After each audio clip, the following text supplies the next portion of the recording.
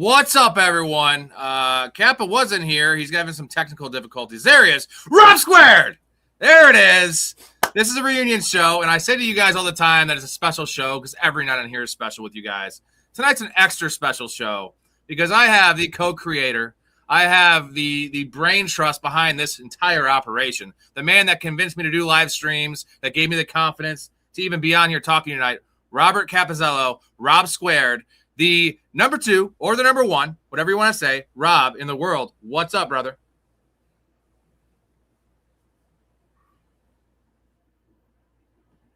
Can you hear me? Oh, no. Caps, that is an awesome intro. There he is. It's cutting in and out here. I caught some of that. Now I can. Can you hear me? All right. Yeah, we're good, man. I caught part of it. I gave you like a WWE type intro. That was much appreciated. I'm very excited to be back. I've been watching you recently, and my belly here, so I'm excited to get going here. Make sure this is good. Is the connection all right for you guys? Maybe try putting your phone, Kappa, your phone off Wi-Fi. That might help too. Because the more devices you have, sometimes it's tough to, have a clean connection. Uh-oh. So try doing that. Anyways. This man, if you're interested in seeing some more of Rob Kappa and myself, we did about 3 years of the show together, 2.5, 3 years. There's over 1,000 hours of stuff me and him did, football related, non-football related, bunch of crazy stuff. We're gonna hop in an underdog draft. We're gonna do a 12-person sit and go. They did drop the $1 Dalmatian today, the mini Dalmatian or whatever, but that shit fills way too fast, guys. We're never getting in that draft together, like ever. Like it's, every time I join one, there's like one left. So. Are you getting me, Kappa? Are we good? Is it a little better?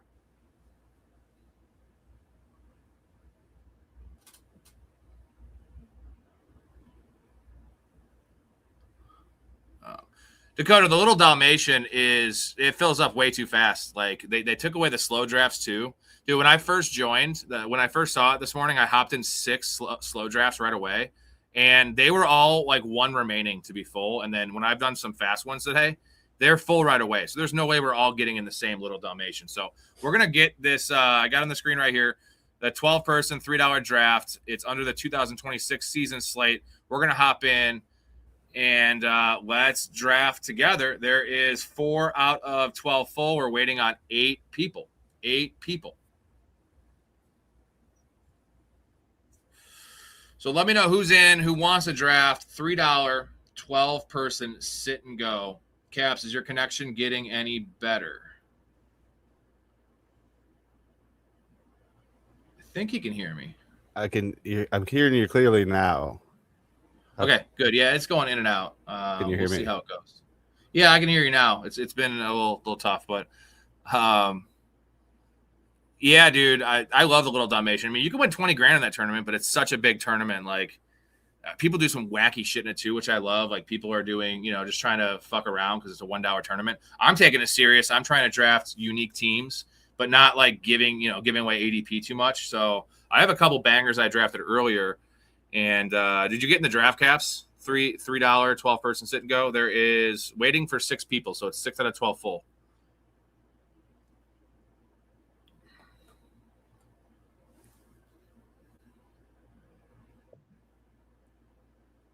There.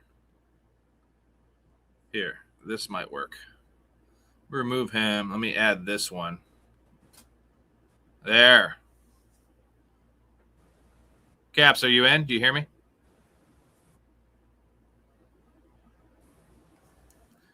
Caps.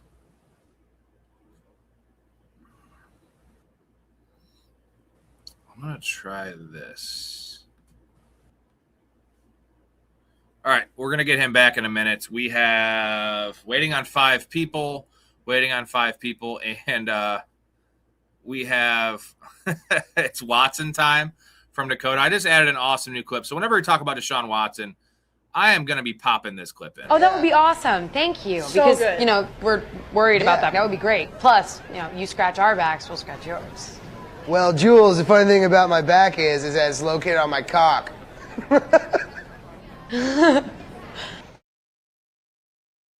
That's a Deshaun Watson clip, gentlemen. It's fucking money. Money. All right, hopefully he gets back in here. Let me see if he texts me. Obviously, some connection issues there. It's not on my end because I have upgraded some equipment, so we are good. We are good to go. And still waiting on 5 people, guys. So, Jay, if you want to hop in here, it is on the screen. It is the $3 12-person sit and go with 7 out of 12 full right now. 7 out of 12 full.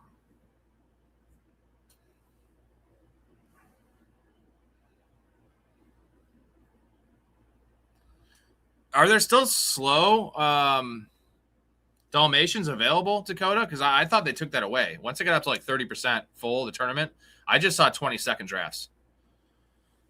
Or maybe they stopped me from doing slow drafts because I currently am in like, I don't know, 26 of them. Huh. Yeah, it didn't give me the option, which is fine. I've already done 9 of those Dalmatians. I don't want to do too many. Just because I don't want to put like $30 in a tournament that unless you get like top 8, you're not making any money really, like major money. But definitely interesting to draft in those because that's where the casuals are going to come in. That's where like the first timers are going to come in. That's when people are going to experiment. And we like that. We like the people are experimenting because we get some really, really good value. I did one on my wife's account earlier today. We did it together. We got Jeremiah Love at pick 31, which, I don't draft a lot of Jeremiah Love, but pick 31. Yeah. I'm in, brah. All right, we still need a couple more guys, 5 more people. So hop on in there, whoever's in here watching. It should fill because it is a light. I know a lot of people are in Dalmatian, but maybe it's not exactly the most intriguing tournament in the world. They got to drop some more tournaments, dude. It's a rough slate right there in the tournament streets because it's like the eliminator, it's the weekly winners, it's the $20 tournament, the pit bull, and then all the other ones are like the $1,000 and $500 leagues. It's like I like the $5 to $10 leagues. I want to just smash all those and get as much exposure as I can in these shorter tournaments, smaller tournaments. Still waiting on 5 people. Before we get into this, guys, I have a for you guys in the audience. Let's see if Kappa has a better connection this time.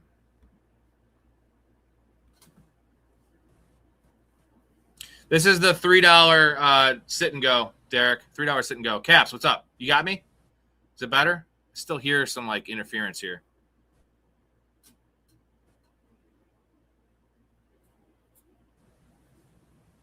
Yeah, but top 50 Dakota is going to be tricky, man. It's going to be tricky.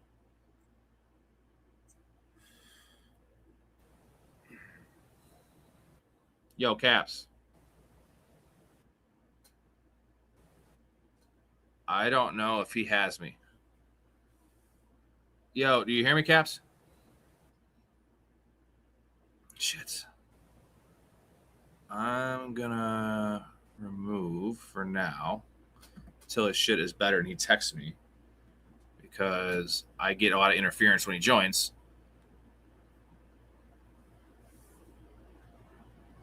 I have a funny story about the Dalmatian. Last year, we were doing that. Me and my wife were doing it, and she, we have separate accounts, and she had like 140 in her account or something. And we were doing a bunch of little Dalmatians, and she joined a fast draft, and it was the actual Dalmatian, the $101 draft. And like we drafted the team, and afterwards she's like, I only have $40 in my account. What the fuck? So I go and look, and she entered a $101 draft, and we actually had a good team, but unfortunately our quarterbacks were Joe Burrow and Kyler Murray, and they both didn't play the majority of the year, so we obviously did not even make the playoffs. But we had a banger team. Like we got like 4th place without any quarterbacks. So had our quarterback stayed healthy or other things broke right, we would have had a chance in that league. But it was definitely an accident. But that's why you always got to be conscious of what you're drafting, dude. Let me text him. Oh, we got in the league here. Here we go. Here we go.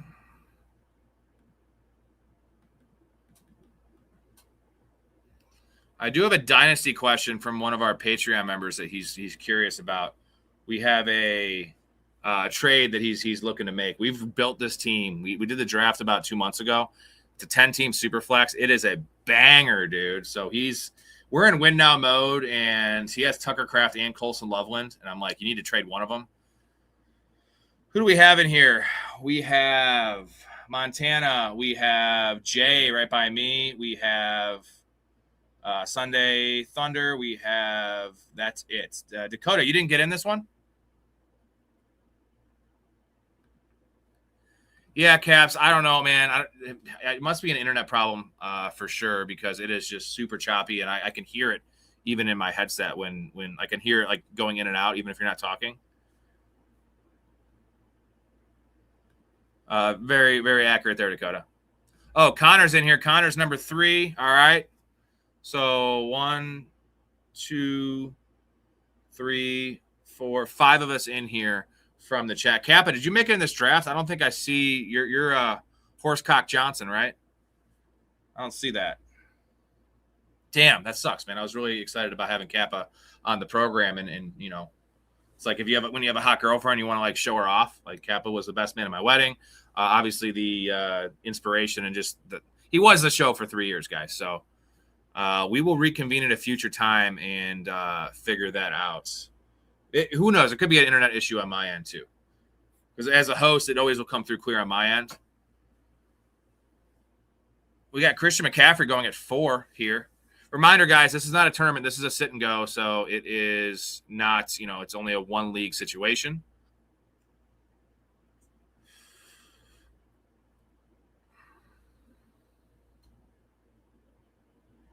Oh, Dakota, you must have been in the sprint. Well, it looks like you're going to make some money because you're not with us. All right. I get the draft open here.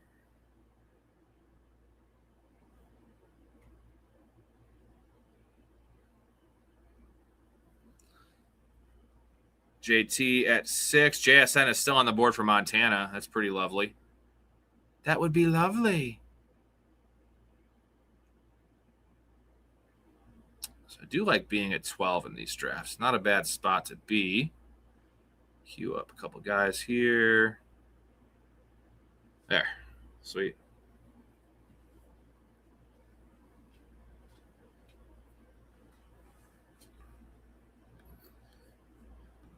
Trust me, man, I had the same issue when I started the streams, and it's always easier when I'm the host. But I had to go away from Mediacom and pay quite a bit more for T-Mobile fiber, but definitely was worth it on my end. So we're going to go with Genty and Barkley. Pretty standard there at the 12 hole. What pick are you, Kappa? I don't know what his name is. I thought I knew what his name. I thought his name was HC something, Horsecock Johnson or something, because he does have a horsecock. So let me know what your name is if you're in this specific draft with us. I'd like to start out this press conference with a thank you to John Fox.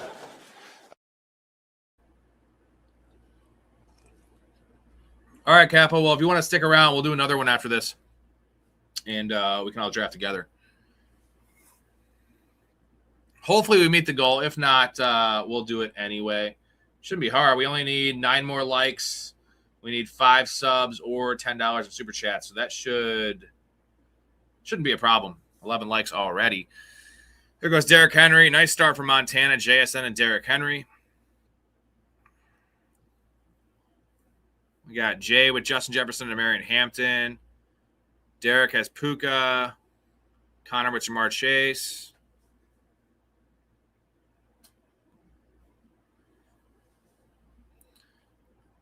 The Eliminator's tough, man. I joined one. My buddy did one, and I kind of co-drafted with him. And our strategy was to draft a bunch of guys with Week 13 buys. We're not going to win the Eliminator, but if you get to Week 13, you place pretty high up there.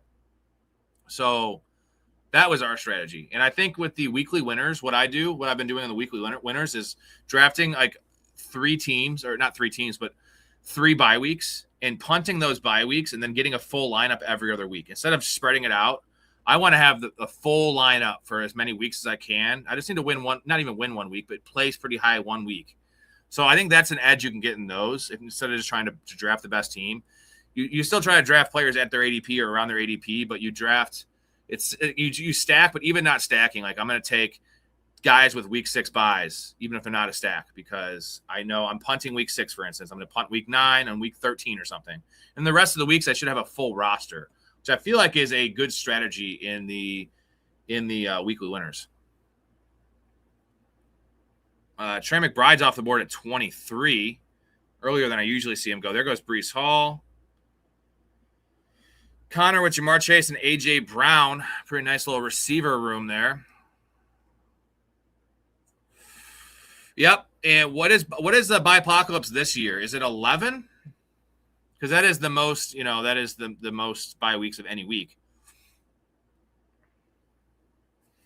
What I was doing was just finding my first 3 or 4 picks and trying to pair up a couple buys there and then going from there, right? Because all the bye weeks have at least 2 or 4 teams on bye. And doing that kind of strategy instead of just trying to just draft the best players available, like I feel like that's a better strategy in weekly winners. There goes Jeremiah Love at pick 29. The dude is falling for some reason. And I was watching, I don't forget what stream or what show I was watching earlier, but they were talking about Quentin Johnson. For some reason, you guys remember when we did these drafts back in March and April, Quentin Johnson was going like pick 112, 114. Now Quentin Johnson's going pick 70, and I understand there's fluctuation in these ADPs and guys get steamed up, but there's no specific reason for Quentin Johnson to be steamed up. Like, we all knew Keenan Allen wasn't coming back, most likely. Like, Trey Harris, it's not like he's been like a bust, Like, we still think Trey Harris is going to factor in. We all knew they hired McDaniel, so it's really weird that he's been steamed up so much. So do you guys have an answer for that? Like, why is that? Because I was very confused, and it makes sense. I see that Quentin Johnson is now going wide receiver 37, ADP 77. Like, he was literally in the hundreds when we started drafting. Well, we're going to get one really good player. Oh, we're going to get 2 really good players. There goes Josh Allen. So we're going to pop in Zay Flowers, and we're going to pop in Javonte Williams. And I like this start. I really, really dig this start right now. Guys, way after ADP. I'm pretty much done at running back now. I like to do that a lot because running back gets gross real fast, especially in – yeah, good call. That could be the answer, Montana. He's a flock fave. That's my biggest issue with the drafting tool, and a lot of these channels, especially that one, have this drafting tool. And a lot of the nice parts is that, it shows you what you need in terms of build and the stacks and all that stuff, which we can all do because we're smart enough in our heads. But like the players to draft, if everyone's drafting the same players, then they get steamed up like what we're just talking about with Quentin Johnston. So yeah, I don't get that. Like, if everyone's drafting from the same draft tool, is it really an edge anymore? I don't think it is. So there's other edges to be had.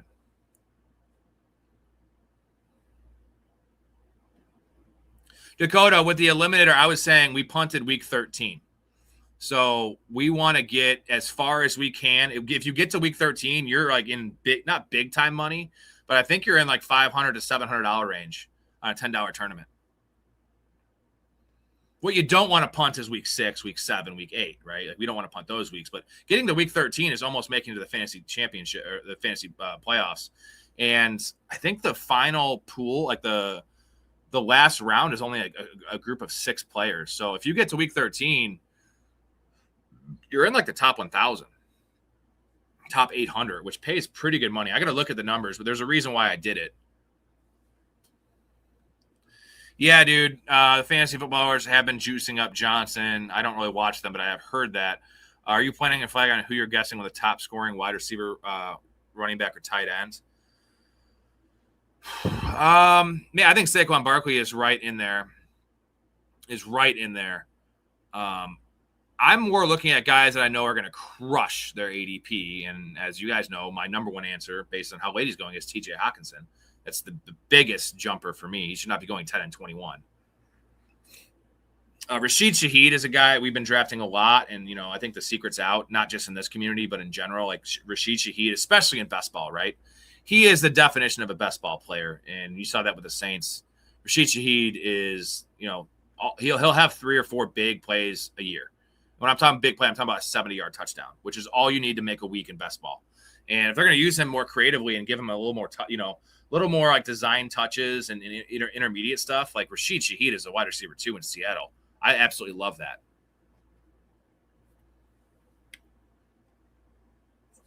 Yeah, there you go. So week 17 is a group of 3 in the eliminator, so it pretty much doubles from there. So yeah, if you just make it to week 13, you're making some pretty nice coin. I wouldn't advise doing that in week 8 though, because that's not worth it. You're going to double your money. Whoop-de-doo. Like week 13, I think you're going to make 50 times your money. No, there's no guarantee you're going to get there. I just feel like it doesn't increase your likelihood to advance in those head-to-head matchups when the other team that you're playing week 9 has 3 guys on bye and you have 0 on bye. Theoretically, you should beat that guy. Like you're gonna have a full quarterback lineup. You're gonna have a full wide receiver lineup. Okay, we need wide receivers in the worst way. So let's take. It's pretty easy here for me. I have a lot of Brian Thomas, so we're just going to take the top 2 players on the board here. Just play the ADP game of Christian Watson and Rome Odunze. Lamar Jackson fell pretty late, guys. Pick 57 in a sit and go is pretty nice. I would have loved him to fall back to me at the end of the 5th round. Was not in the cards, though.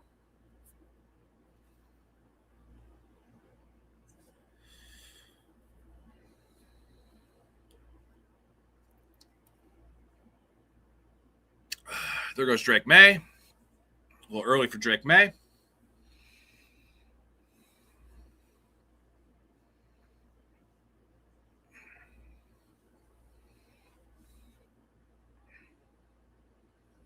Montana's got a pretty nice-looking team right now. Henry, Etienne, Henderson, with JSN and Garrett Wilson. Then he takes Jordan Tyson. There goes Joe Burrow off the board. All right. What is happening here? I haven't any idea, honestly. I'm giving Frank a handy under the table. That is true. Look, Snail, back off, because you're just mashing it now. It's not... For God's sakes, Gail. Mom, I'm sexually active now. Get over it. 33 years old. You're supposed to be sexually active. You're not supposed to be fondling your uncle under a table. Whoa, we're not blood related. Very true, Frank. Very true. And Dak Prescott off the board pretty early. So there's the quarterbacks. They're all gone now. They're all gone. Dakota went Genty Bowers in honor of you.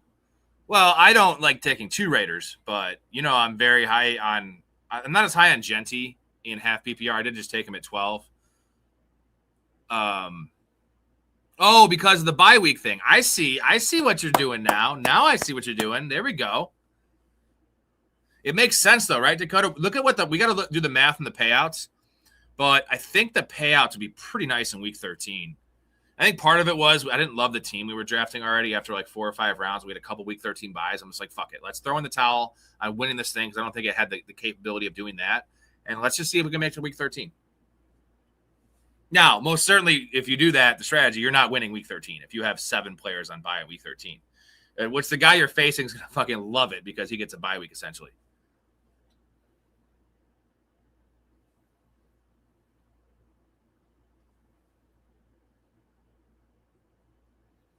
Yo, Disbanded's in here. What's going on, man? How you doing, brother? We are up in 4 picks. We need a quarterback, but I don't think there's really a good one on the board. I'm just going to punt quarterback, I think, and just try to take guys we like. At wide receiver, there goes Jalen Warren.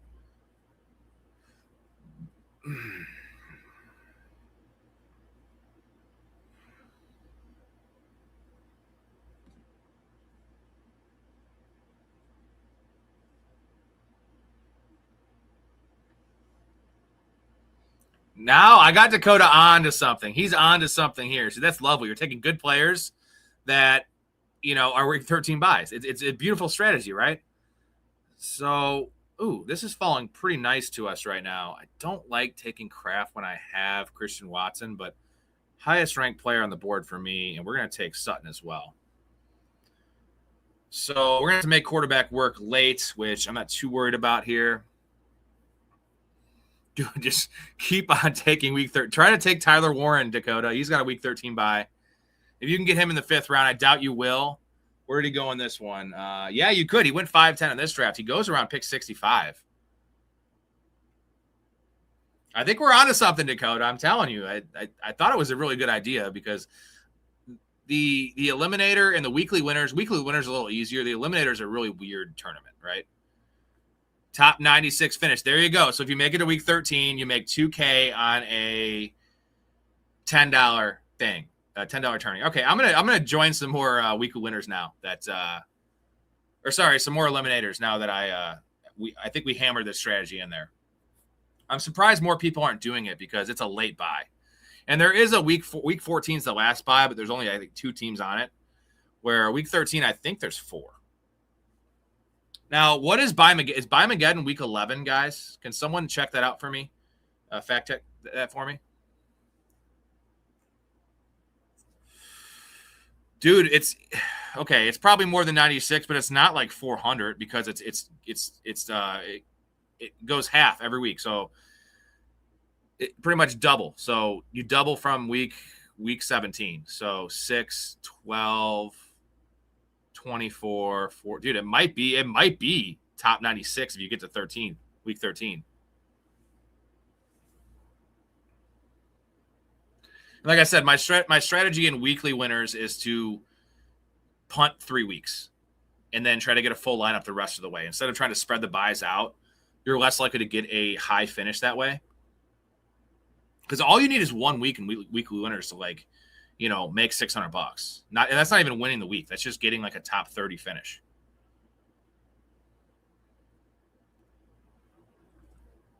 So I think a good strategy in that would be if you want to just play for 1 week. If Buymageddon is week 11, for instance, I should know this since I'm talking about it.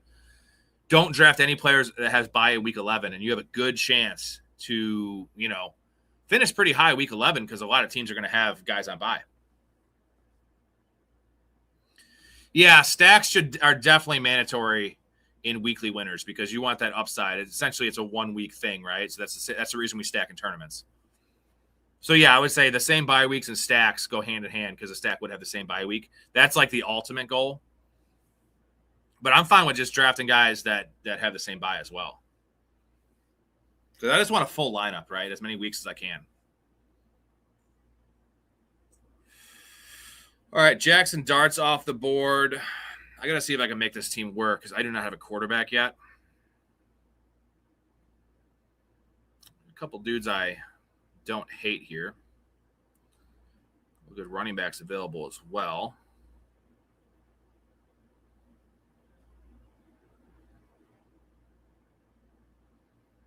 All right. Blake Corum's gone.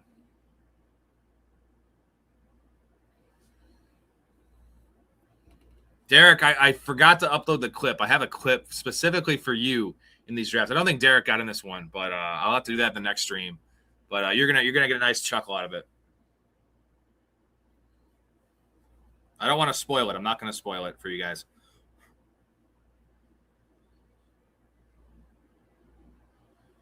Well, Deandra.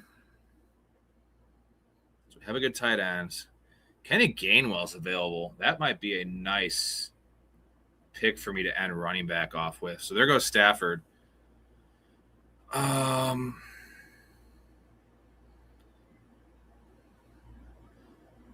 Let's keep on pushing. I'm going to keep on pushing quarterback, I think.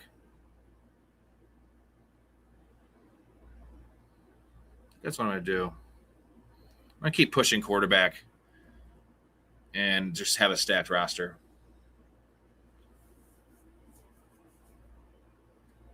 Oh, Derek is in this one. That son of a bitch.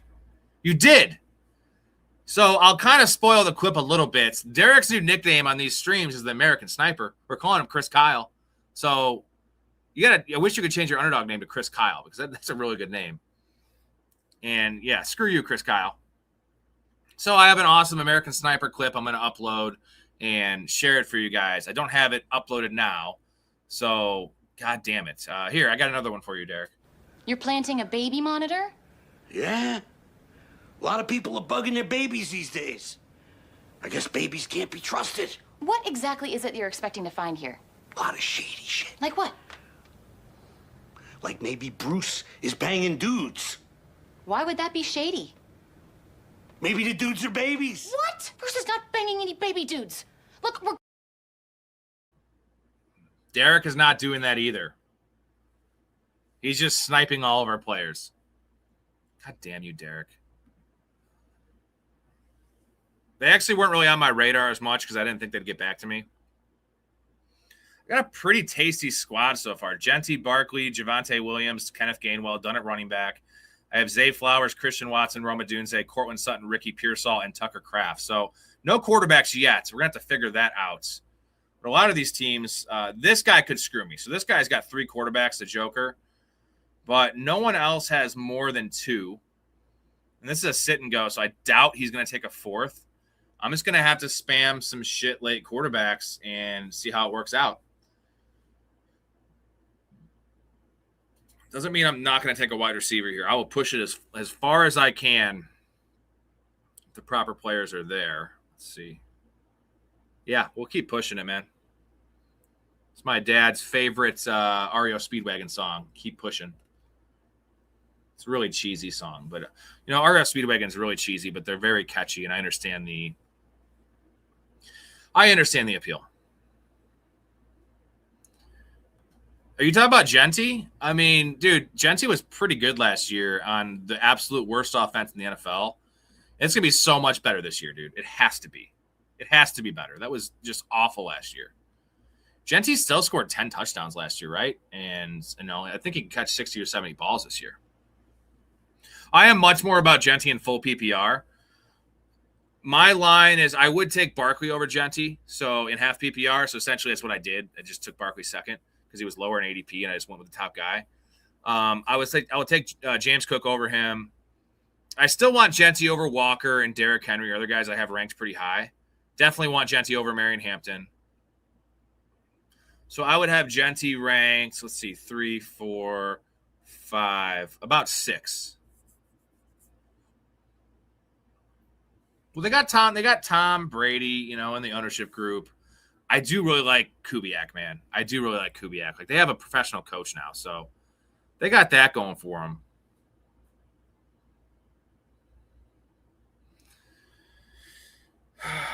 All right. Oops, sorry. I go down a little bit. We are on the clock, and hell yeah, brother. Hell yeah. So we're going to take Shaheed, and we got to take a quarterback, right? I want to take Malik Willis, but I don't want Malik Willis to be my quarterback 1. So we're going to take the safer option as Sam Darnold. Not even because of the stack, because I'm not stacking in a sit and go.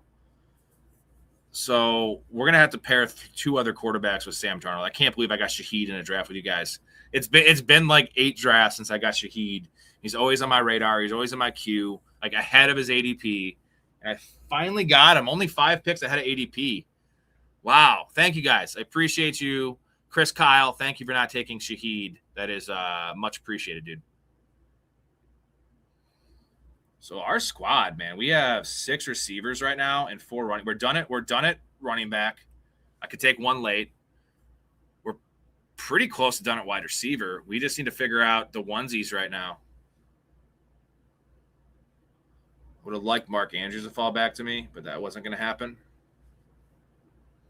Yeah, Cruz, the O-line is so much better everything's better on the Raiders this year. I would agree. Especially in these drafts with my community, because Shaheed goes like 120 and his ADP is 136. It also doesn't help that there was a really good positive report about Shaheed that, I don't want to read too much into it, but it's a good report, and this is what we want to see with Shaheed. This is what I've been saying since March, essentially. with Shaheed. It's just like I don't believe in Cooper Kupp. I do love Torrey Horton, though. So Torrey Horton's my biggest worry, but he's still coming back from that shin injury. And I think Horton and Shaheed can both still eat at their ADP. And I just, in best ball, man, like this is the definition of a best ball player. We don't want we don't want the Wan'Dale Robinsons of the world typically because they're going to get a lot of 6 for 65s and no touchdowns. And half PPR, that's 8.5 points. It's a good game. I want the guy that can go 3 for 90 and a touchdown. Like that is 16, 17 points from your wide receiver 6. Now, you're going to get a lot of duds, a lot of zeros from Shaheed, or a lot of 3-point outings, but we don't care about those. Where I want a Wan'Dale Robinson player, especially in full PPR and a redraft, because I want stability week to week. I don't want guys that are going to crush me.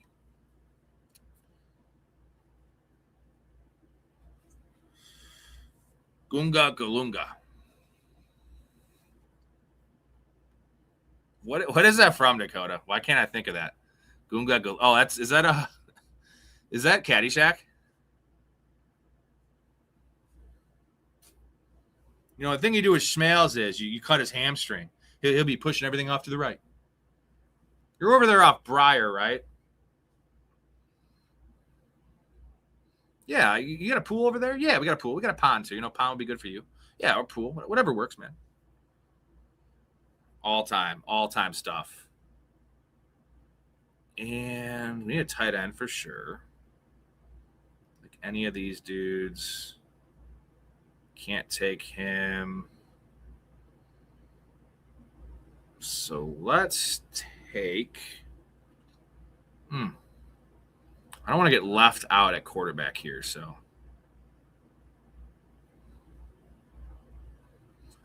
Good call. At least I have that going for me. I love that.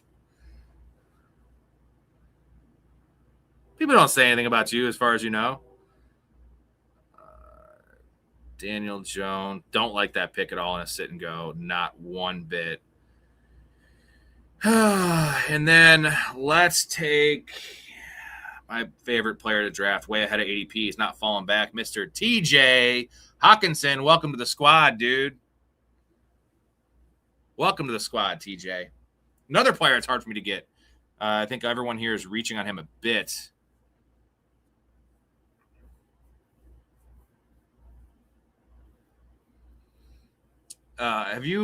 What's the movie Bad Teacher with Jason Segel when he's arguing with the kid about LeBron versus MJ, and he's talking about championships, and he's like, that's the only argument you have. He's like, that's the only argument I need. Like, the only argument I need for TJ Hawkinson is his ADP. He can be terrible, the team can be terrible, but he will beat his ADP just based on being the starting tight end with Kyler Murray. That's, I think, pretty much set in stone. The only way he doesn't beat his ADP is if he gets hurt. Now, you could say, Rob, TJ Hawkinson's very injury prone. Yeah, a lot of players are. And not that old, not that old. Essentially, he's the same age as Mark Andrews. He's younger than Dallas Goedert by 3 years.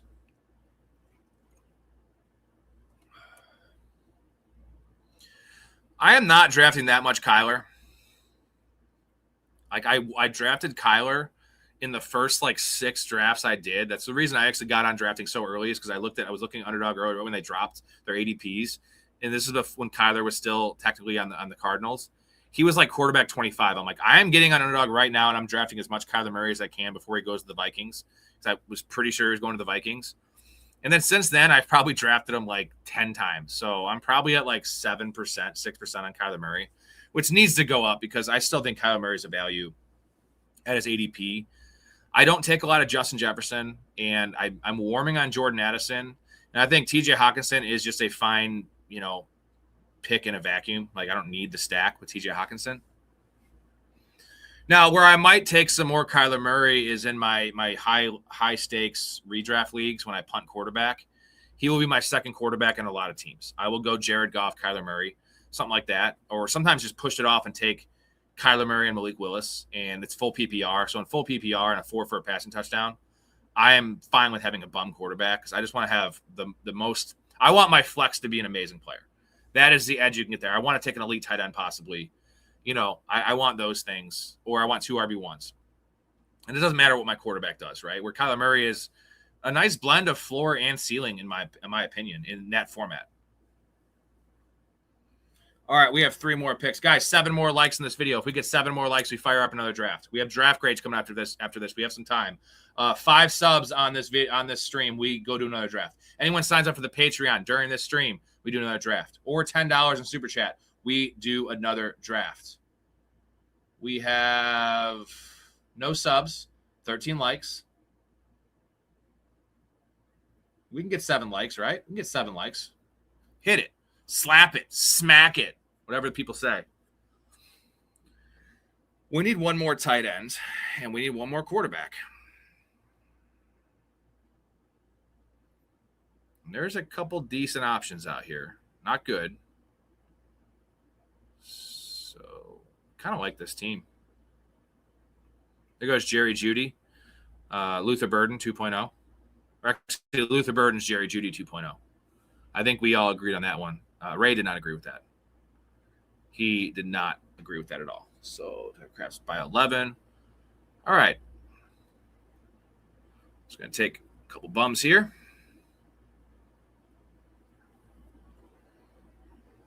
Let's take Gino. And then who at tight ends? We need to take one now. I'm going to take – give me Kate Otten. It's a fine tight end 3. So Gino's my quarterback 3. The quarterback room is gross. Sam Darnold, Daniel Jones, Geno Smith. Again, this is a sit and go. This is not a tournament. We don't need a stack. We have Geno Smith, Daniel Jones, Sam Darnold, Kate Otten, TJ Hawkinson, and Tucker Kraft. But this is where it gets nice. Genty, Barkley, Javonte Williams, Kenneth Gainwell, Zay Flowers, Christian Watson, Roma Dunze, Cortland Sutton, Ricky Pearsall, Rashid Shaheed. I think we need 2 more receivers to make this an 8-receiver team. Maybe I can sprinkle in a running back if there's one that I do like, which I doubt I will at this stage of the draft. I think Genty, Barkley, Javonte, Kenneth Gainwell should be fine. I would hope so. Don't really have any bye issues. Saquon and Gainwell have the same bye. Not worried about that. So let's take a look at who's available, and it is dog shit. Braylon Allen. Ugh. What's our bye situation at wide receiver? Do we have an issue here? 2 11s, 2 10s.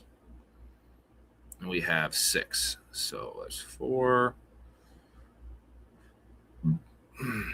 Probably 2 receivers would make sense.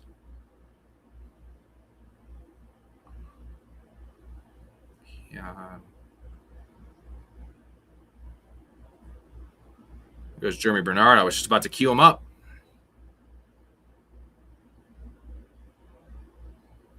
All right. Hey, 17 likes. Just 3 more likes, guys.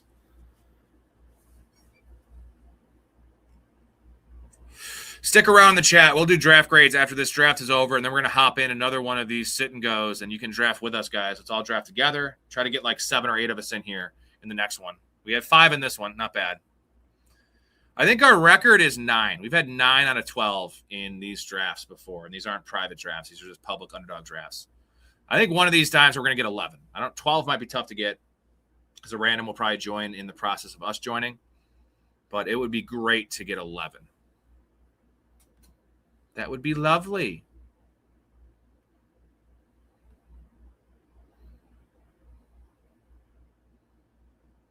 Pretty good idea. Yeah. Yeah, we can definitely do that. That is a great idea. Those are the only kind I have. I can hear my hair growing. You want some soup? We're all going to try to get in. Caps wants to draft with you guys. And Kappa is a very YOLO type drafter. He is a guy that, specifically in home leagues, he is a first or last guy. He will miss the playoffs more than most, but he will win more than most. And I think that's a pretty good strategy. I am much more of a numbers guy. I like to get in the playoffs as much as possible, and then anything's possible. But a lot of times I get a lot of second and third in my redraft leagues, which is fine. But, we want to win, especially for bragging rights. So, did someone take Torrey Horton? Someone took Torrey Horton. Is that you, American Sniper? You son of a bitch. Fucking sniper, dude. Let's take Wicks and gross. I have no idea who I want to take here. I'm gonna take Thornton. I think that's fine. Pretty gross options, but Derek. Oh, Derek. Never been sniped so much in my life.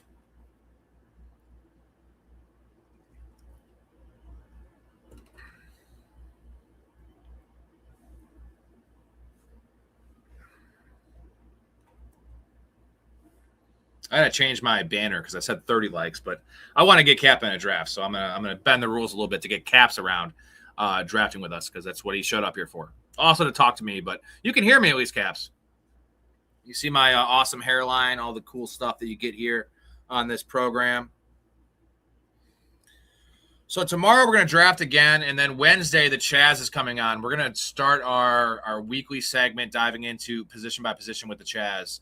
We're going to start with quarterbacks. We're going to do quarterback tiers based on Fantasy Pros ECR. We're going to dive into that and kind of break down who's worthy of which tier, do they have it right, all those kind of things, and just dive really deep into the quarterback position.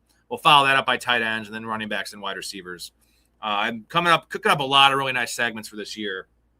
I think ideally in July, we'll do 3 nights a week in segments with guests, and then we'll do 4 nights a week in best ball. Something like that. Maybe 4 nights of segments and then 3 nights in best ball. And a lot of times after the segment is done, we do 2 hours with Storey or Chaz or Ray or Nico. And then we'll draft after the show. So you're usually going to get drafts almost every night because I love drafting. I love hanging out with you guys. All right, the draft is over. It is time to get to draft grades. Let's get this started here. Let's get to the first squad, which is Connor's squad. All right, Connor. Connor, are you still in here? We're going to grade your team. This is usually only for community members, but we're going to give you a freebie here. We'll give you a whole night. If you want to draft next with us, we'll give you a whole night of draft grades.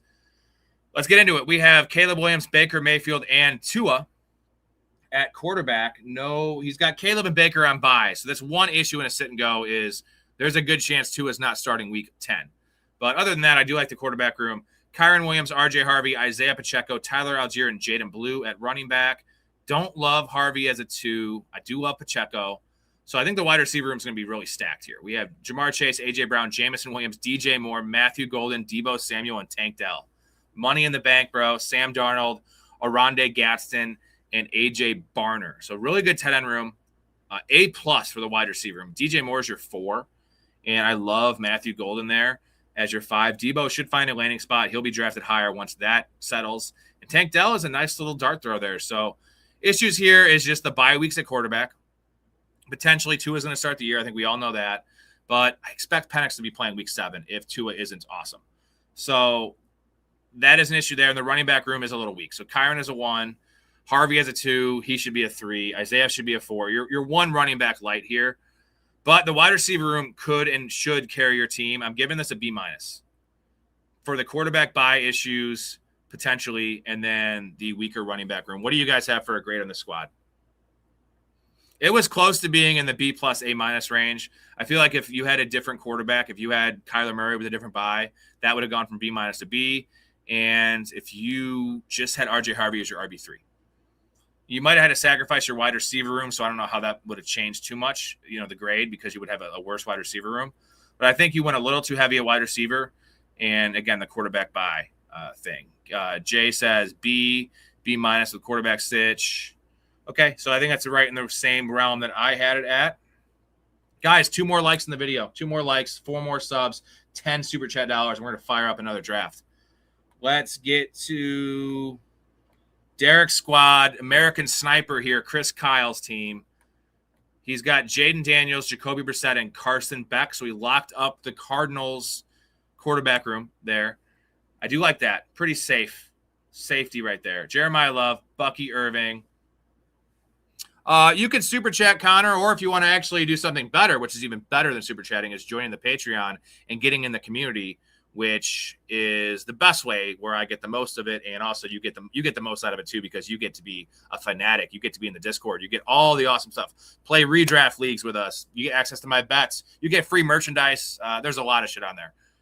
That is linked in the description. Go to the website or just go over to Patreon. Easy way to sign up there, and I'll get you in there. Jeremiah Love, Bucky Irving, Ramondre Stevenson, Blake Corum, and Tank Bigsby, bro. Okay. All right. So this is a hell of a running back room. Blake Corum is your 4. Lovely. Puka, Terry McLaurin, Xavier Worthy, Wandale Robinson's your 4. Shakir's your 5. Hunter, Tesla, Horton, Brock Bowers, and Dallas Goedert. Son of a bitch, man. Fucking A-. It's a really good team. I have no issues with this team. The running back room's great. I don't like Love as a 1. I don't prefer Love as a 1. Bucky as a 2. But then to come back with Stevenson and Blake Corum, fucking awesome. And then the Jacoby Brissett, Carson Beck thing, their fantasy playoffs is so nice. You're not going to miss out on that spot there. Different bye weeks. Wandale, Shakir, that little stretch, like sandwiched in between Worthy and Hunter, who are upside players. Yeah, the value on Love is super nice. This is an A-, dude. Bowers and Goddard. Fuck. He's winning all these drafts.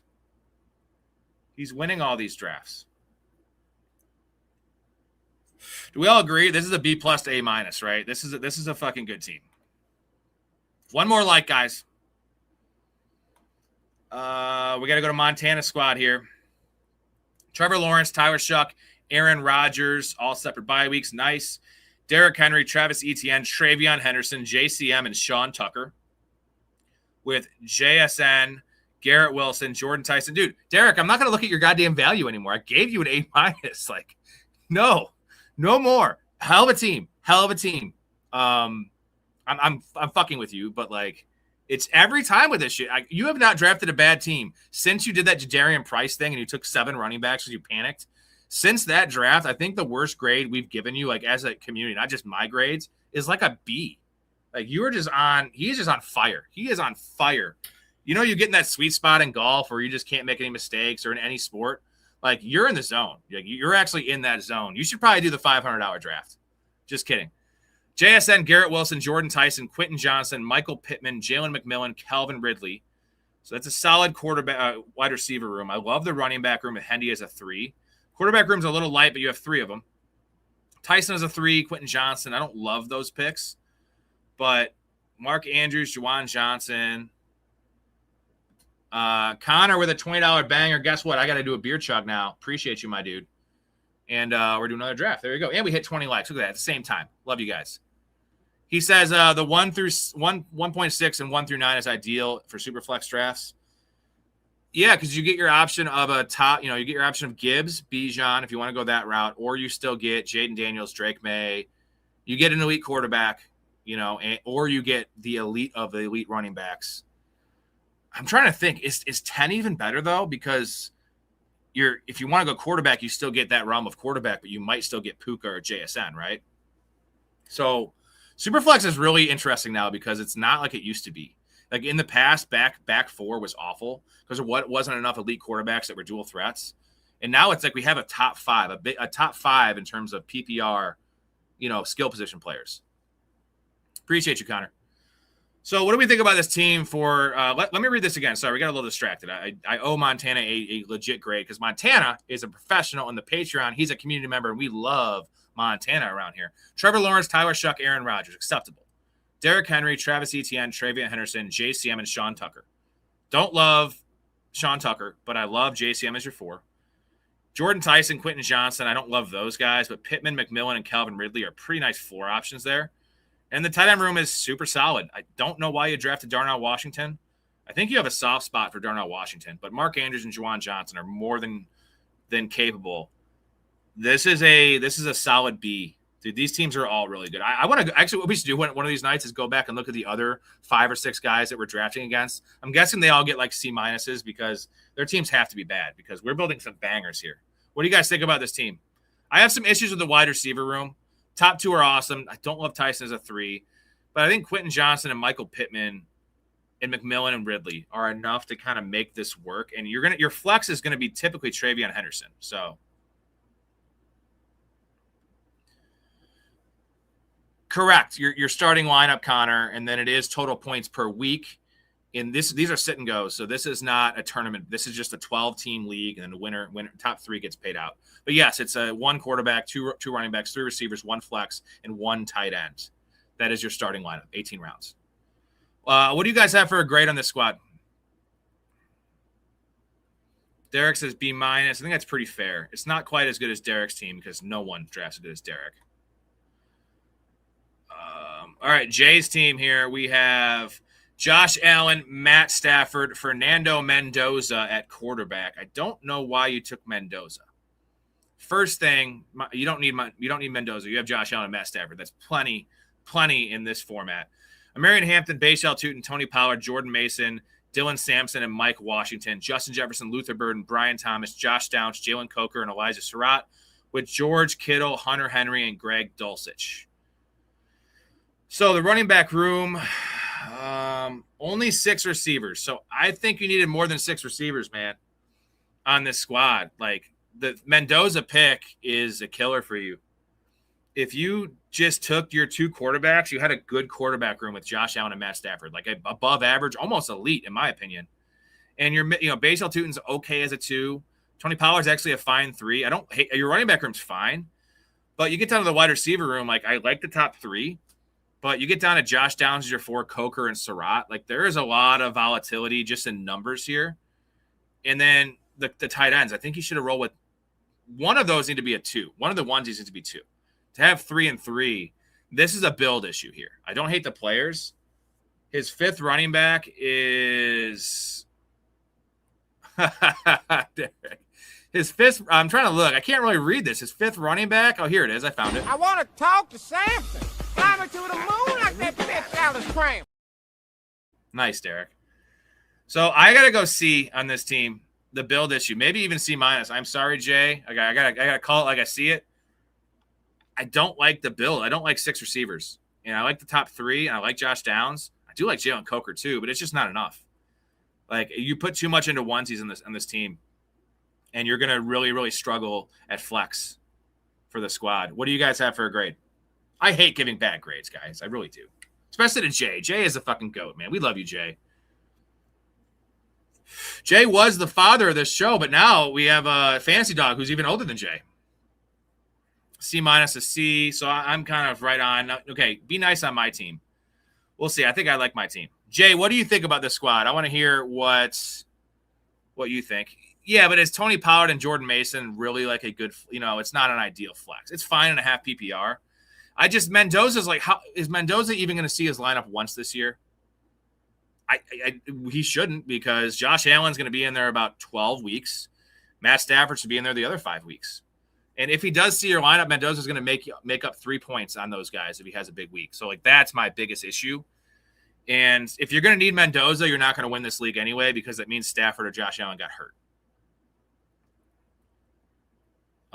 Give me some other grades for this team. And, Jay, let me know what you think. Do you think we're far off base here with a C or C- grade? I feel bad. I don't like to give – I also can't give everyone Bs and As because then that just defeats the purpose.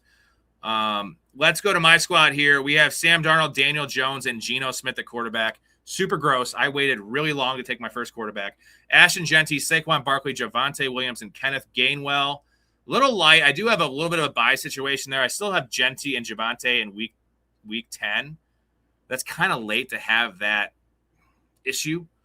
But I do like the running back room. Zay Flowers, Christian Watson, Roma Dunze, Cortland Sutton, Ricky Pearsall, Rashid Shaheed, Tavian Wicks, and Tyquan Thornton with Tucker Kraft, TJ Hawkinson, and Cade Otton. My first issue here is I probably shouldn't have taken Cade Otton. I could have gotten away with Tucker Kraft and TJ Hawkinson. But I think my thinking was I didn't want a 5th running back. And Tucker Kraft coming off the ACL You know, I could have taken an early receiver. I probably should have taken a receiver instead of TJ Hawkinson, but I love Hawk. And yeah, the receiver room's an issue. Roma Dunze's a 3. Cortland Sutton's a 4. Ricky Pearsall's a 5. Shahid's a 6. But I did take 8. That's why I took 8 receivers. I think this can piecemeal it together enough. And I feel like the running back room should lead the team pretty well. And the quarterback room is kind of, I don't usually either, Derek, but when I take 4 running backs, when I take running back, essentially, I'm not going to take 5. So the quarterback room is the question, guys. We think this could pull it off because I'm pretty high on Geno, and I don't like Daniel Jones for a sit and go, but I think that they're going to be, 8th or 9th in the league in points. So I think it's a pretty average team for me personally. There's definitely some upside. Like if the running backs stay healthy, it's going to be a hard team to beat. If they stay healthy and they perform.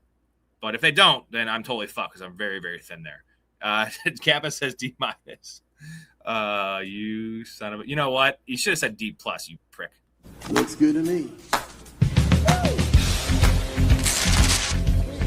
Excuse me. I'm sorry. Hey, I got an Sorry. A. Pardon me. Can I just check this out? D+. Oh my God. I passed. I passed. Oh man. I got a D+. I'm gonna graduate.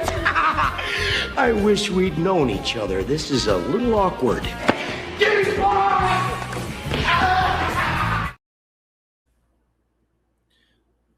Solid B from Derek. He's always got to put a little lower than his grade because he's got to win all these drafts. And you are winning all these drafts, Derek. I've been slurping Derek for a while, but you know what? He's a middle-aged man that's pretty good looking, so I think I can do a lot worse than Derek. He seems pretty experienced, and he's a sweetheart, right? I feel he's a good cuddler, and I'm just slurping all the Derek right now. We love this. Okay, let's hop in another draft, shall we? I really host a great program around here. It's very hetero. You know, it's the most hetero program ever. That's a joke. Not PC. We like to have fun. We are going to see. Okay, the $3 draft right now has nobody in it, guys. So I'm paying all my community members to give me good grades. That would be awesome. I go broke and the channel goes under. But you know what? As long as I got all my B grades, Derek likes to get slurped too. All right. I'm going to look at my phone real quick. I am slurping all the things. Dude, Dakota, how are you guys surprised at the shit I say nowadays? Like, you've heard me say some of the craziest shit. So, like, I've kind of toned it back since I got that community guidelines warning. And it's still obviously a little bit much at times. But let's check out the slate here. So we have the bottom one has 2 people in it. So I'm going to join that one right now. 2 out of 12. It's the bottom one in the 2026 season. I am in. It put me into the other one. It put me in 11 more to start. Let me back out of here, and I'll join it this way. Maybe this will have a different result. So here. There we go. So I'm the first one in here. So the one that says 1 out of 12 is the one we're getting. So hop in there. Now we have 3.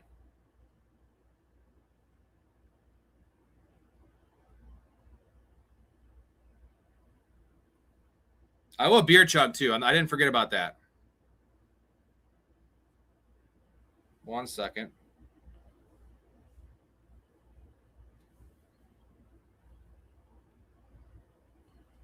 All right. Again, Connor, we appreciate you, my dude. Much love for that $20 holler. Small time channel. We're just trying to make it. Committing everything I have to this fucker. We're on 7 days a week, 7 nights a week. We're pretty much live about 25 hours a week, and it's the off season. We don't stop. We don't stop. Here we go. This is for Connor's $20 banger. Appreciate you.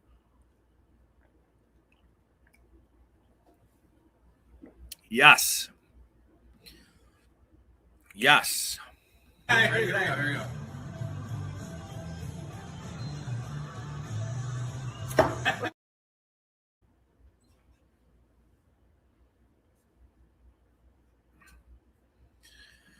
I am a Busch Light guy these days for financial purposes, but thank you again, Connor. We love Connor. We got to get Connor in the community, guys. Connor, even hop in the $2 tier, and then we'll talk, and I'll hook it up. Because, again, people that actually will pay super, especially people that are in the community, I have a soft spot in my heart for. And you play some redrafts with us, man. We have 7 people in here. Connor, are you getting this one again? Team Money, whoever else. I have a funny story, though, about Budweiser. I worked at a country club for 19 years, and it was just a bunch of, rich people who they had like 30 cases of Budweiser. And no one was drinking it, and it all expired. So they gave it to me. I took it. They were going to throw it out.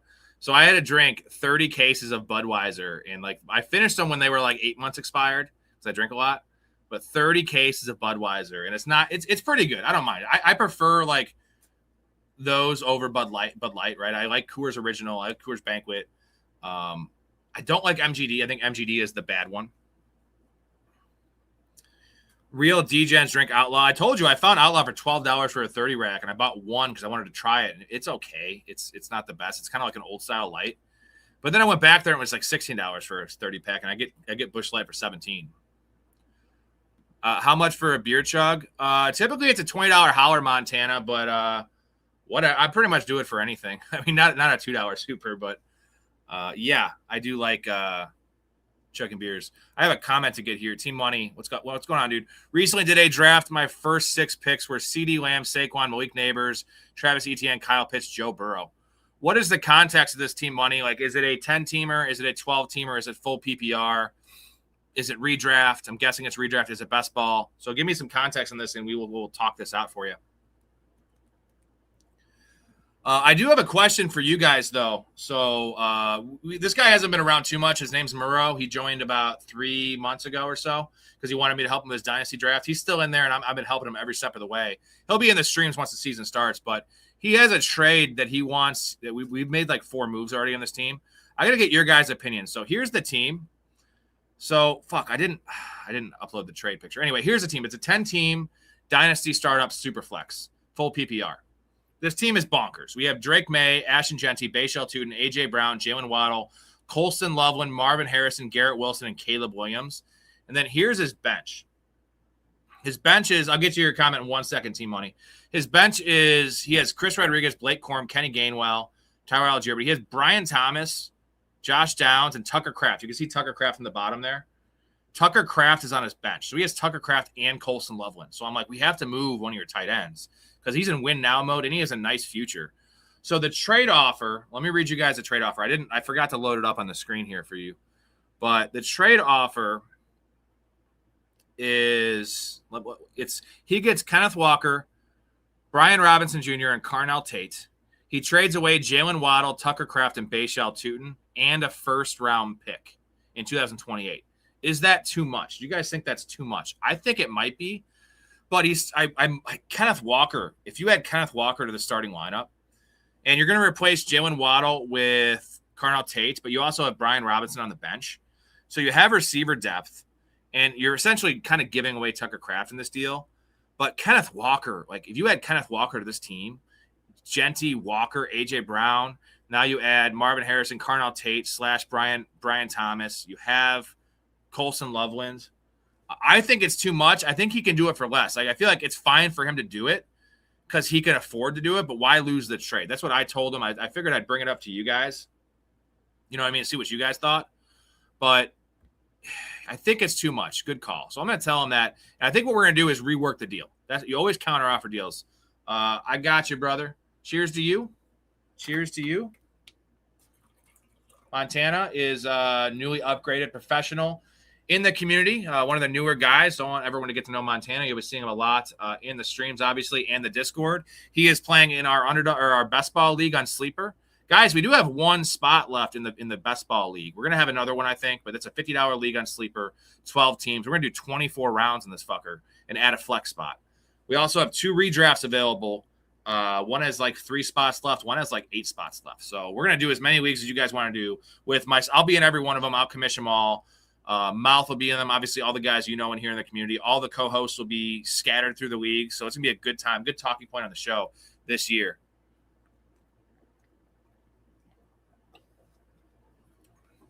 Derek, I was going to tell him to counter with no draft picks. Start with no draft picks. You know what I mean? Because he's getting Tucker Kraft. The guy's got Dallas Goedert as a starting tight end in a 10-team league. You're getting Tucker Kraft. He's getting Bashaw Tutin. He's getting Jalen Waddle. Like, that's a pretty nice haul. And I like it on his end because you want the best player in the trade, and the best player in the trade is Kenneth Walker in a 10-team league that is always winning. Let me get back to Team Money's comment, though. 10-team, full PPR, ESPN, fantasy, no redraft. So it is redraft, I think is what he's saying. So the start was CeeDee Lamb, Saquon, Neighbors, ETN, Kyle Pitts, Joe Burrow. I do like the start. Kyle Pitts was taken way too high, though, Team Money. Like, in a 10-team league, you can wait at tight ends. Like, Kyle Pitts is tight end 7. So I think you took him too early. But I like Malik Neighbors a lot more in a shallow league, right? If the deeper the league, the more risk you're taking out with Malik Neighbors. In a 10-team league, the risk isn't that much because the replacement level player, you can get Wan'Dale Robinson is on the wire, essentially, in that league probably, or someone of that ilk. Where you get to a 12-team league that's deeper, the bench receiver you're going to have available is going to be a bomb. It's going to be wide receiver 65. And your personal bench receivers aren't going to be very good. So I don't mind the team. I think Kyle Pitts was taken a little too high for me personally. What's up, Jonathan? Jonathan, I got the shirt on, dog. I'm wearing Jonathan's shirt. I wonder if you guys can see the back. Oh, fuck. See the back. Pretty good. Pretty good shirt. There you go. I wear this out and people give me dirty looks.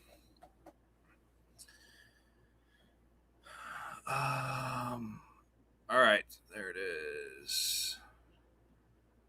Guys, we're in a $3 12-team league on Underdog.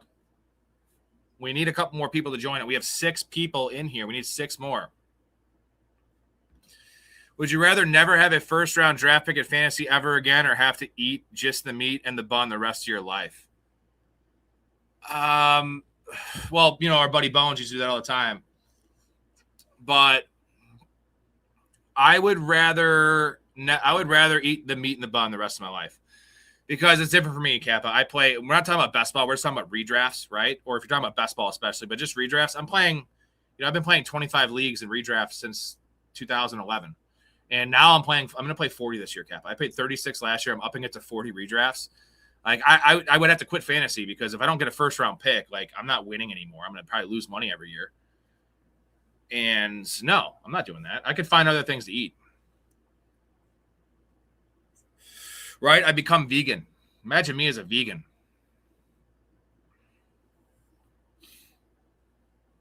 Waiting for 5 people. Oh, you got Wando. So you have Wando. There you go. I was just throwing him as an example. So like you can just play in full PPR. Wando Robinson's fine to bridge the gap of Neighbors potentially missing 2 to 4 weeks to start the season. So I do like that aspect of it. I think Kyle Pitts was just too soon.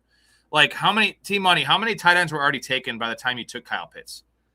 Like was Sam Laporta off the board? Was Harold Fannin off the board? Those guys go right around him. And like I'm sure Loveland and Warren were already gone.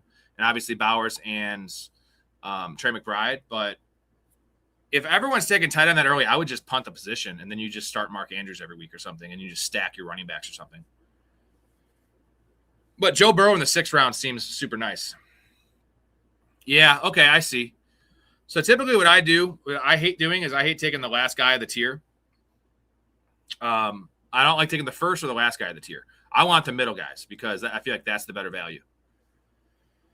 So, yeah, I like Kyle Pitts. I just think that's a little early in a 10-team.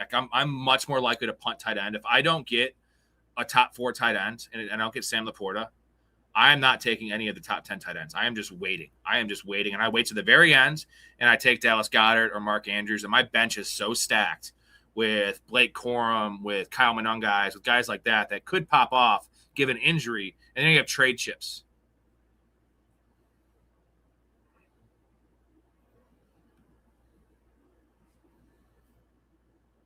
No way, bro. That's awesome. That is awesome, Jonathan. Jonathan is Evil Knievel, guys. How did Evil Knievel die? I'm sure he's dead. Did he die performing a stunt, or did he die of like colon cancer or something? Can someone check that for me? I'm just curious about Evil Knievel.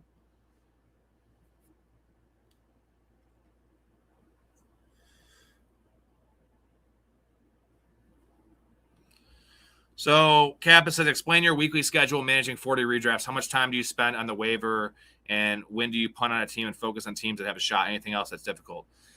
So for me, why I can do this is that majority of my leagues, I play about 6 home leagues, as you know, Kappa. Home leagues with, you and my other buddies that are harder to manage. There's trades and stuff like that. The other 35, 34 leagues this year are going to be public leagues, Fantrax Publics, which have no trades, and they're 18-round drafts in 12-team leagues with a flex. So they're deep leagues. The waiver wire is barren. So typically, like outside of like injuries, when there's like every 3 weeks, there's like a hot like waiver wire pickup. But the waiver's nothing really. For me, it's the once waivers clear, streaming my defenses. That's what takes time. So in terms of time per week on the 40 leagues, it's probably about 40 hours. It's a full-time job. So like when I was working at the country club, it was tough. The first, I worked seasonal. So like the first 2 months though, I was still working 50 hours a week. So I was sleeping 3 hours a night. And I would, in the home leagues, dude, I wake up at 2 a.m. or I don't go to sleep. And once the waivers clear in the home leagues on Yahoo, I am on there scooping my defense. So it's not 40 straight hours is a nice thing. I'm just always checking it every single day. And then obviously Sunday morning is a thing, but it's an algorithm for me. I'm just starting my best guys. I'm not overthinking anything. I look at some matchups and stuff too, but it's just a strength and numbers thing. And it takes away the biggest problem a lot of fantasy players have is bias. And I have so many shares of every single player. I'm against so many different players, There's no bias for me outside of like my guys. Like last year, I was just rooting for literally Tucker Kraft before he got hurt, Javonte Williams, Chris Olave, George Pickens, and Justin Fields. The 5 guys I had my most shares of, and JSN was my 6th. So those are the guys I was rooting for, and luckily those guys all popped the fuck off. Outside of that, I'm just watching football, and I don't really know matchups. I'm looking at the scores here and there. I'm checking it at 2:45 before the later games start, but. I don't ever miss anything really. I rarely start an injured guy. It happens maybe once a year. And your last part of the question was when do I punt teams? I don't punt a team until I am out of the playoffs. Now I will say this. In my home leagues, I still set a lineup because it's my friends and that's bullshit not to do that. In these public leagues, man, I am putting it at the very bottom and I'm not checking it. I get that happens to me all the time and it sucks. That's part of playing public leagues. So when I'm officially eliminated from the playoffs is when I do not look. If I'm 2-6, I am actually more dove in on that team because I have come back from 2-6 and won a championship. Like I just need to make the playoffs, and until I'm officially eliminated, I am on board with all those teams. So it is a full-time job as well as a show. So like during the season, I'm about 80 hours, I would say, because it's 40 hours in fantasy. It's 25 hours live, and it's 15 plus hours prepping for the shows. There's not as much prep during the season because I'm not putting segments together, right? I'm not really watching film. I'm watching game film after on Sunday, so like that day's big. But typically I'm just watching every game, and then on Sunday I'm going back and watching at least the extended highlights of every game. But I try to watch as much as I can on Sunday. I watch every primetime game. So yeah, it's 80 hours a week. But like I was already putting in 40 to 50 hours a week for free with just playing fantasy in general. So it's for me, it doesn't seem like work. I fucking love it. So you know that, Caps. Rashid Shaheed, bro. Fucking awesome. Rashid Shaheed's the GOAT. Evil Knievel died of complications from diabetes. Here's a scenario. Midday, post waivers, there's a season-changing running back injury and the handcuff is 96% available. What is the priority list for you? What league do you log in first? So that's a good one. Typically, the nice thing is in the public leagues, they're so deep that that guy is never available. And if he is available, he's on my team because I'm getting these guys a week early. Like I had Michael Wilson a week before everyone else did. Now, there's the outside chance, like you said, there's some guy that's we perceive to be the starting. Let's say that a good example would be is Jalen Warren was week to week, and then, Rico Dowdle already fucked up his ankle. And then the news came out like Trey Benson where they put him on IR. Caleb Johnson would be that example this year. That would be an example of a guy that you're saying that like you have to get him, right? How am I doing it? In the past, I'd play for like 3 or 4 500-hour leagues. Those are the ones I'm prioritizing. That's the most money. So I would go based on money, but typically all of my leagues are $250 buy-in. So they're all even to me. I have a decent idea of which teams need running backs, which is crazy to say with that many leagues, but I have a decent feel for them that is a negative, right? Like if that happens, I'm going to get screwed, and I'm not going to be able to get him in every league. That's just part of the game we're playing. I need to hire. You know how in the Seinfeld episode where Kramer hires the intern. I need to hire a fantasy intern to manage my teams for that specific reason. But that's just part of the game, right? And the problem with the high stakes leagues is people are sharp. People are going to be on that shit right away.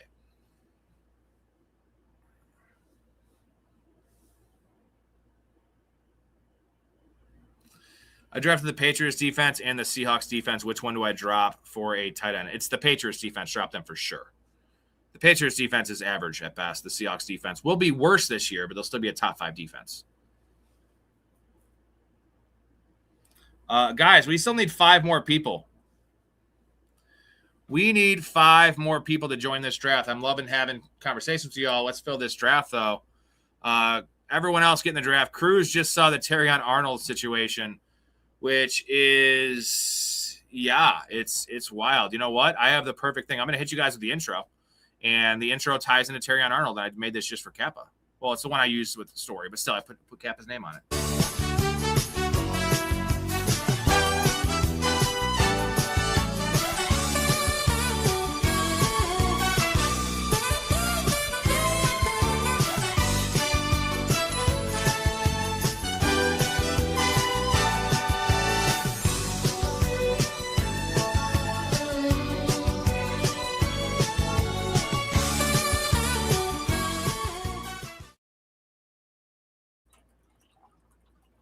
I'm here. Just grabbing a beer. Grabbing a brewski. So, Terrion Arnold is screwed. I mean, they released him. They dropped him as they should. He's got $1 million bail. He is never playing in the NFL again. He is probably not going to be a free man again. He'll probably do some kind of plea deal to down to 20 years in jail is my guess. But it's like 5 felonies. Do you not have a tight end on your team, Team Money? Team Money, how much is this league for? Can you give me the buy-in? I'm just curious.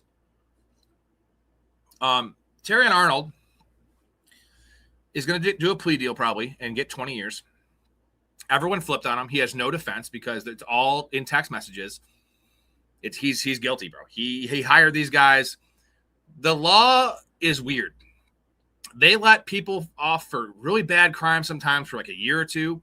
Sometimes they can make murder, 3rd-degree murder, and they walk in 4 years.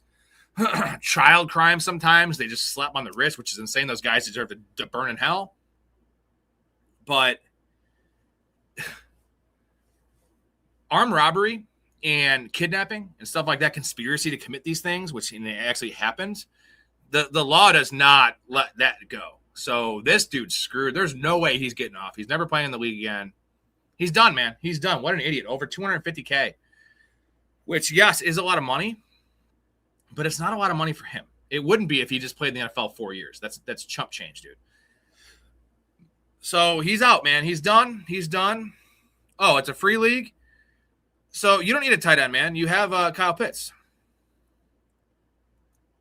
So I don't know why you're trying to pick up a tight end. You should not roster a second tight end when you have Kyle Pitts in a 10-team league. Team Money, you need to get in the Discord, and I will help you with all of your fantasy questions. And you should send me screenshots of your team, of your lineup, of your waiver wire. If you want to make a trade, send me screenshots of the other team.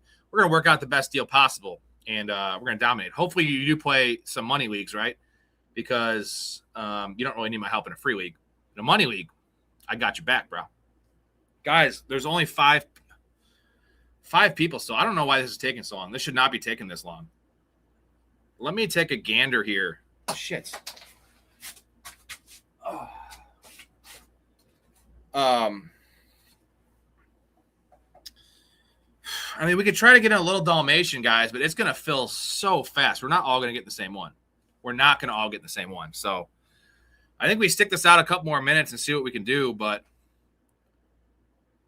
this is a $3 sit and go. LOL, the $3, the 12 team, $3 league. It's a 12-teamer. There's a couple drop downs. You got to make sure you're in the 2026 slate, not the super flex slate or the sprint slate. And then right now it should say 7 out of 12, 5 spots available. How hot is it there, Dakota?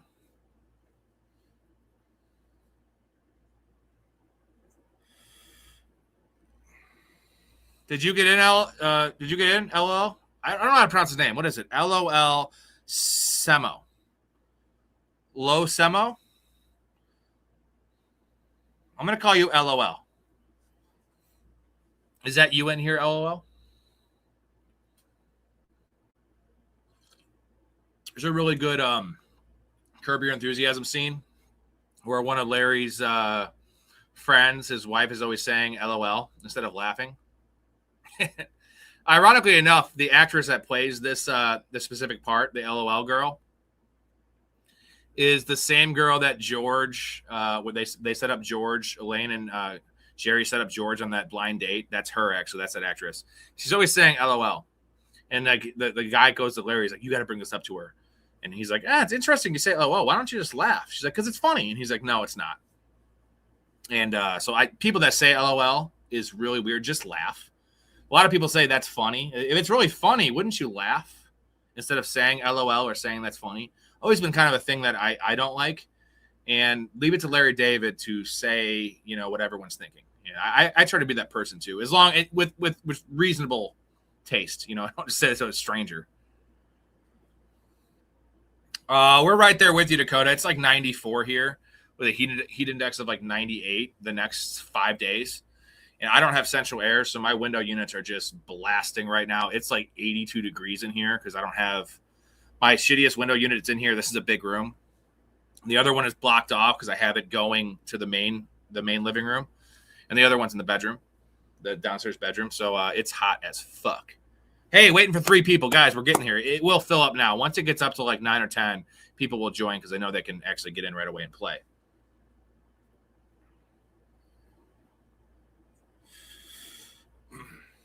I hate sleeping when it's hot, man. Good luck, brother. You know what you can do, Dakota? I don't want to send you down a bad rabbit hole, but you said you quit drinking. Just pound some whiskey or something, dude. You will definitely pass out. That's insane. Was it Jonathan? Did Jonathan wreck his car into your Transformers race car? Just kidding, Jonathan. You don't ever wreck, man. You don't ever wreck. Guys, only 1 sub in this video. Let's get that up. Let's get that up.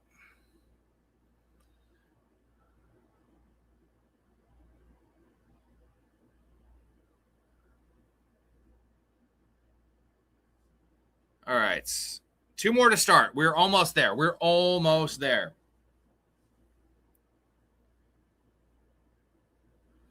A whiskey chug would be insane. A whiskey chug. I just wouldn't be able to do the stream. I think this is before, Dakota, before you came on the streams, like right when the Super Chat got enabled, I started the beer chug fundraiser thing.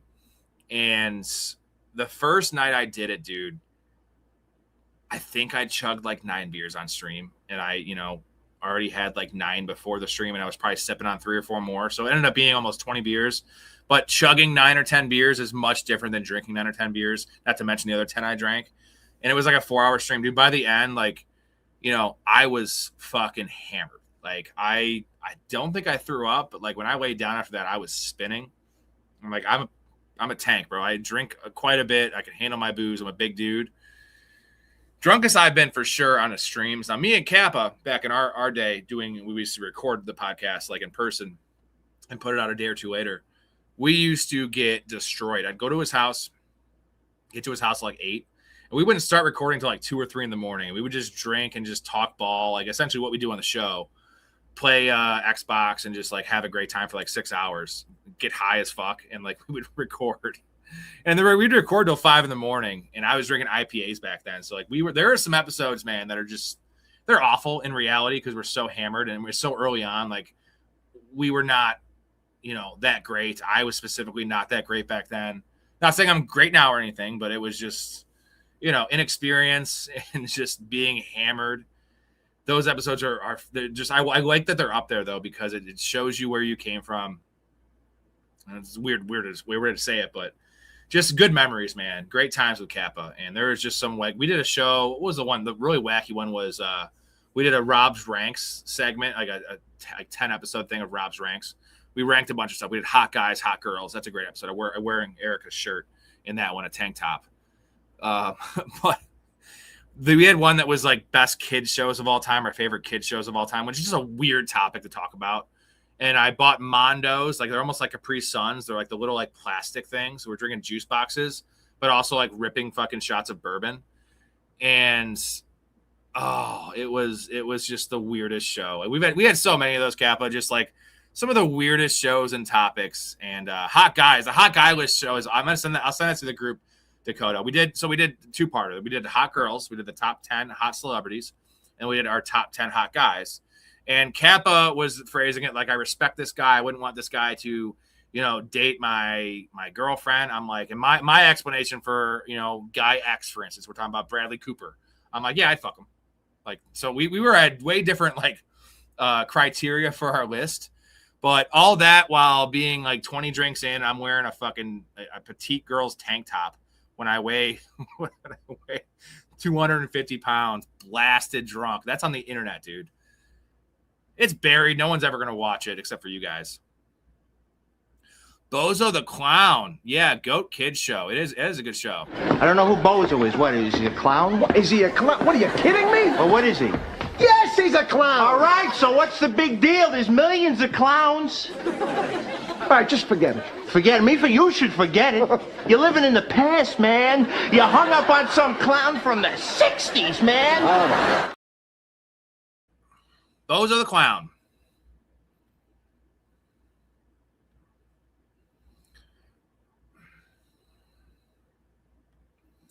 Went full rebuild, have 5 2027 first in Dynasty, and will be the 101. Should be 104 to 108. Then the other 3 should be late. Should I look into moving some or trading up? Dude, Tom and Nick O, we did our community Dynasty startup draft. Hey, we finally got it going. Here we go. Connor, give me a second on this one. First pick.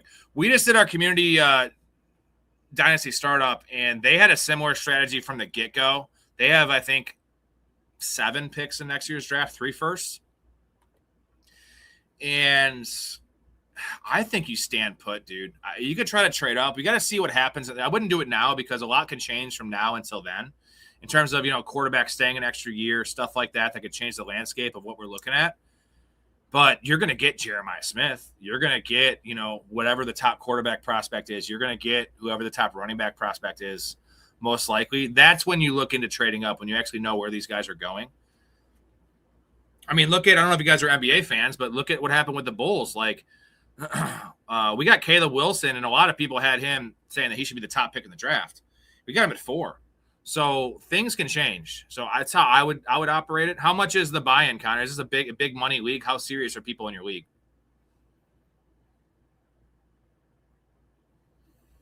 I'd never get one. Who's in here? We got Montana at 2. We have Jay at 4. We have Derek at 7. We have Kappa at 10. He has THC Johnson. So that's who we have. LOL is at $12. $100. Okay. Dude, you have a lot of options, and just keep your options open, brother. Like I said, Connor, we welcome you in the community. We would love to have you. I showed you the team I drafted for the dude. It's a banger. We've made 4 moves already. So essentially, it's a co-managed team, even though I'm not in on the buy-in or anything. I think it's a $200 buy-in. But he joined. Murrow joined specifically to have me take care of his squad for him. And this is a banger team. Like, the lineup is really good, but you look at the bench, Tucker Kraft on the bench, Sadiq, Romeo Dubs, Josh Downs, Brian Thomas. It's a 10-team league, yes, but this is an all-time team. He has so much flexibility. He has an extra first-round pick now, too, but with the moves we made. So I am definitely down to, help out anyone in the community with all fantasy needs.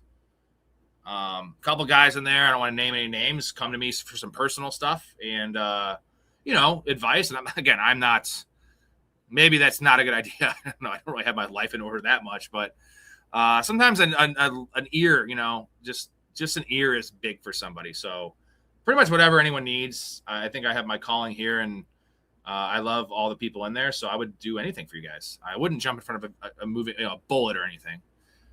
Definitely not for Derek. Fucking guy takes all my guys. He's going to cost me like fucking $3,000 this year in best ball because he's going to win it all. Derek. American Sniper, Chris Kyle. The hell, bro? Very upset with you. Still very upset. Oh, I couldn't find the clip. There it is. You stupid fuck! Go buy some sandals! Go buy some sandals! You want to fight? I'll fucking fight. I haven't fought in 10 years. I'm fighting that. What you got? What you got? Let's see. Throw down, bitch. Throw down, bitch.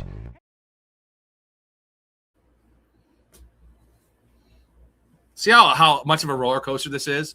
I went from slurping Derek for a solid 3 minutes to playing that clip for you. So I think now we're back to baseline. We're back to normal, Derek. By the way, Derek, you got to come on the show. Derek's going to come on the show sometime this week or next week. I DM'd you, Derek. So we got to figure out a day to come on and draft together. And I want to see Derek give some grades in person because it's not easy. It is not easy, my dude. Dakota, I took Tate, Sadiq, and Stowers in the first round this year, and I have 27 first with Genty, Caleb, and Fannin. It's a very young team with a lot of firepower, dude. That's why Dynasty is awesome, because there's so many ways to win. You can literally build a juggernaut for years and years to come and just blast all over people's face. Derrick Henry and Jonathan Taylor to Derek. I love that combo. They do have the same bye week, just a heads up. I've had that problem. I don't hate it, Joe, just because I love those players and have PPR.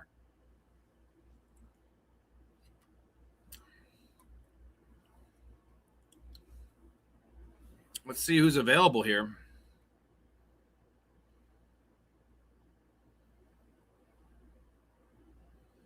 Oh, shit.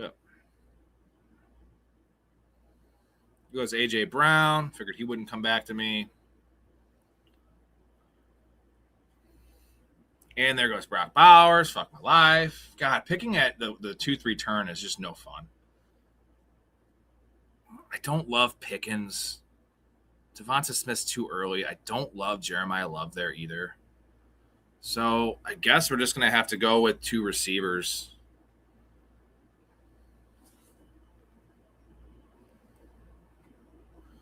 It's a rough spot to be in, man. I think I prefer drafting on the right side. I just love the players that are on the 3-4 turn, like almost just as much as the players in the 2-3 turn. It's super weird. But getting Gibbs, Bijan, Chase, top 3, you're getting the top 3 players in fantasy. You get to go top 4 with Puka, and then everyone loves. I'm not a big JSN guy this year, but I don't hate it at 5. At least at 5, though, you have a potential to get Kenneth Walker. You get Drake London, you get A.J. Brown, you get Devin A-Chain, you get Derrick Henry. Brock Bowers. Like, you get some really good options there. But the top 3 spots, like if Bowers doesn't fall to you, I guess they're fine with A.J. Brown there, right? There goes Zay Flowers.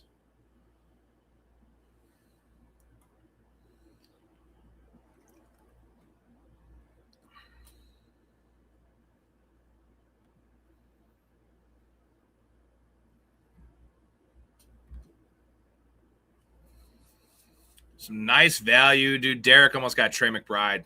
Pretty nice value there at Trey McBride at pick 30, dude. Love that. Love that pick. I don't understand why Trey McBride's ADP. We were talking earlier how Quentin Johnston's ADP has risen so much for no reason at all. I get why Bowers is going ahead of Trey McBride because it should have always been ranked that way.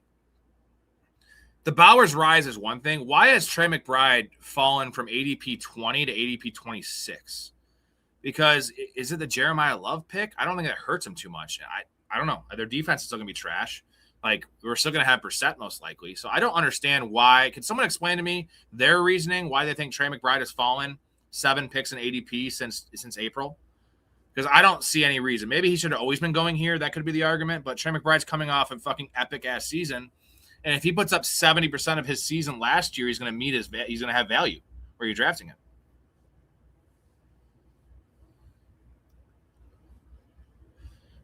Very confusing to me. I had a lot of Trey McBride last year. I was off Bowers, and I was taking Trey McBride. It was Trey McBride and JSN, that early third-round range was the players I loved. And I got a lot of Trey McBride. If I didn't have Tucker Kraft, it was Trey McBride. Unfortunately, I had like 4 shares of Mark Andrews too, and I dropped him. So that didn't work out. So let's look at Cap's team. He has Justin Jefferson, Nico Collins, T. Higgins, Quinshon Judkins. So he went pretty early on Nico. Caps is going to draft his guys. I told you, he's going to take his guys. So Kappa, don't forget, this is a sit and go, so stacking is not nearly as important. I just want to throw that out there for you. Make sure everyone has an even playing field here in this draft.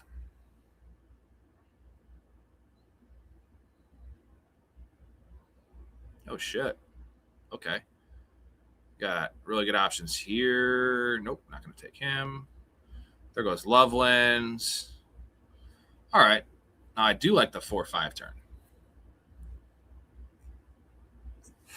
Hey, Connor, how many leagues do you play? How much of a degenerate are you? We got to get our degen meter going here.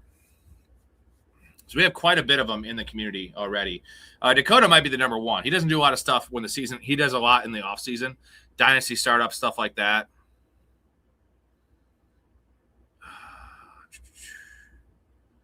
Holy shit. So, man, I really want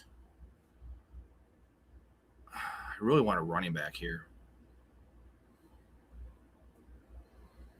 Really need a running back. God damn it. There goes Terry McLaurin.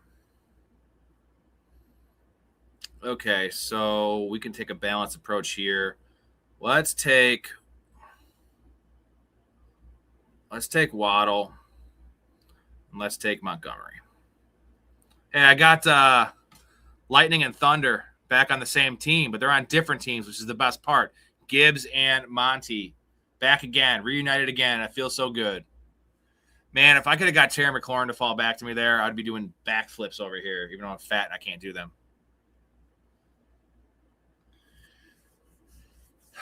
Neighbors is pretty good at 42, Derek. I much prefer Neighbors in this tournament, though, right? In a sit and go, like, it's total points in this format. That's my issue with Neighbors. I like them there, but like taking Neighbors in like the end of the 3rd round in this format, I would not do. He's slipping a little due to the realization they intend to do a 180 and run heavy offense in this epic season. Has natural regression no matter what. Yeah, but I think the point I made, Dakota, was that he could have a 30% drop off in production, and where he's going now is the same spot as last year. He will meet ADP. Maybe people are seeing it's not an upside play because he's not catching 10 touchdowns this year, I don't think.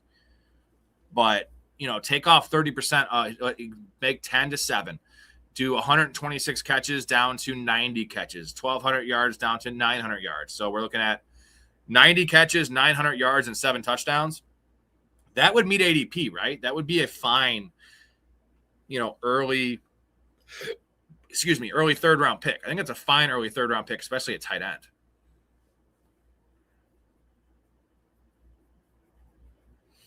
A lot of it could have to do with, Colson Loveland being steamed up, not affecting his ADP particular. People are just being like, I could just take Colson Loveland 2 rounds later, a round and a half later, stuff like that.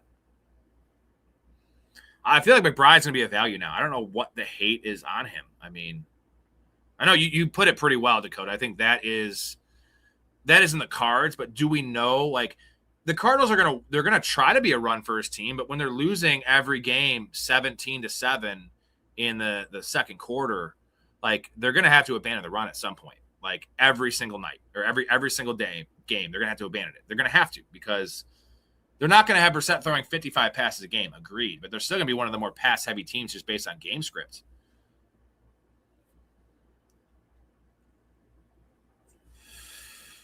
I mean, I think there should be a pretty sizable gap, dude, because Loveland is unproven.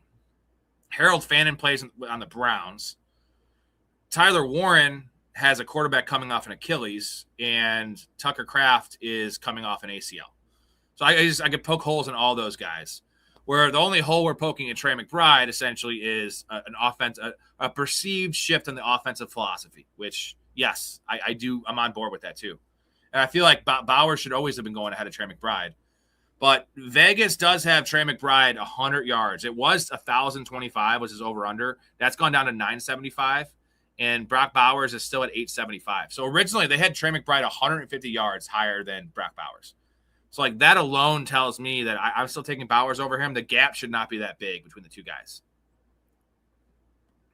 No, Mike Evans should probably be a 5th-round pick, man. Team money. I would say 5th-round pick. And of course, Montana's just sniping my life away. So let's take, God, I don't like all these week 10 buys, but we're going to take Hurts. We're going to take DK Metbull. I really wanted Jaden Daniels, buddy. I really wanted him.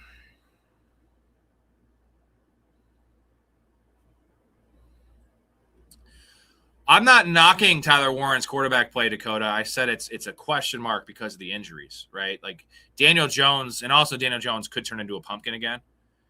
Like it's the uncertainty there. At least Brissett we think is certain, right? And we got to see how the contract stuff plays out. But we've seen Trey McBride dominate with Jacoby Brissett, and we saw Tyler Warren play very, very well with Daniel Jones.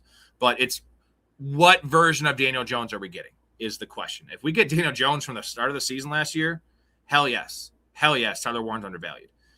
I'm not going to even count the second half of the season for Daniel Jones because he was playing with that shin injury even before the Achilles.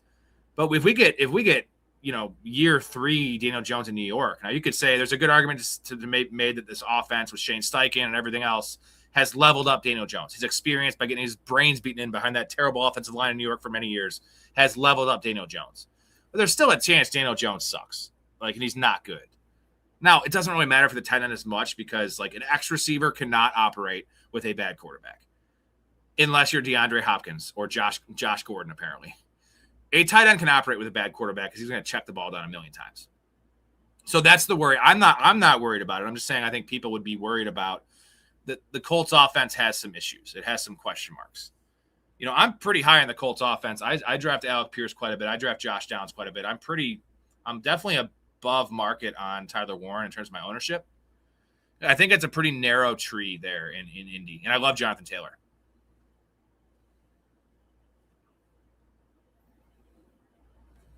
I just think Trey McBride's really good. I think he's not as good as his numbers would say because he's not an all-time tight end. He's much more of Zach Ertz than he is Travis Kelce. Prime Travis Kelce, but he's in between there, right? He's in between Zach Ertz and Travis Kelce. And until we see Marvin Harrison do it, I know me and you, Dakota, both believe Marvin Harrison's going to break out this year. I love Michael Wilson. Until we see Marvin Harrison do it, it's Trey McBride's team. And you're telling me you're getting the number 1 pass catcher on a team that's going to be trailing that we just saw have 126 catches and 10 touchdowns, finally scored touchdowns. I feel like third round, third round's one thing. We're talking, look at him here. We pick 30. We're talking about the middle of the third round, the players going around him. I love him there. I'm not the biggest McBride guy either. I was last year. But I was definitely going into this year when we first started drafting these drafts and just in general thinking about doing the thought exercises. I was not in on Trey McBride. I was going to be fading him this year because I'm going to be drafting Brock Bowers or nothing at those early tight ends. And now I'm just okay, I guess there's value there. If he was going to be drafted, I thought Trey McBride would be a mid-second round pick and not a lot has changed. It's not like they drafted another receiver. They don't have a worse quarterback play than last year. So it's just the fact he fell 12 picks. That's a big drop off right there. He was going in the range of Derrick Henry and Kenneth Walker and Chase Brown. Now he's going in the range of Travis Etienne, Javonte Williams, Chris Olave. I had to take him over Drake London possibly. I don't want to do that. I will take him over Chris Olave all fucking day.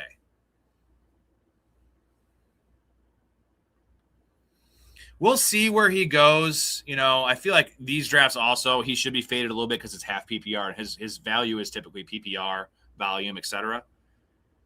In PPR drafts, I firmly expect he's going to be a top 20 pick, top 22 pick, because someone will get enamored by the perceived positional advantage you get with the elite tight end. I got to make my pick here.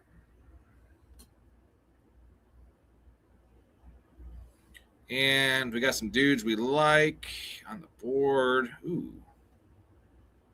All right. There goes Michael Wilson. Aforementioned Michael Wilson. Kappa, you love RJ Harvey this year, huh?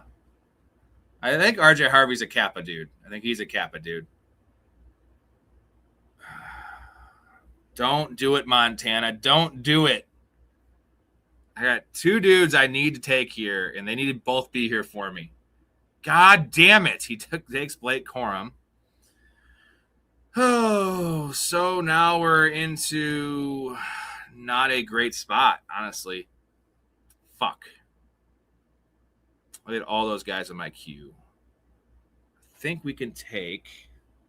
All right, let's do this. We're going to take Sam Laporta for sure. And then look at the squad here. Let's take a guy, the last guy I want at running back, Kenneth Gainwell. Fuck. Now, Dakota will say that I got saved from taking Blake Corum, but you know what? Maybe that's actually not a bad. I think I want Blake Corum in a tournament much more than I want Kenneth Gainwell. In a sit and go, I think I can make the argument that they're pretty equal. I think Gainwell's going to have a higher floor, but I could see some giant weeks from Blake Corum and the perceived, the upside with the potential Kyron Williams injury.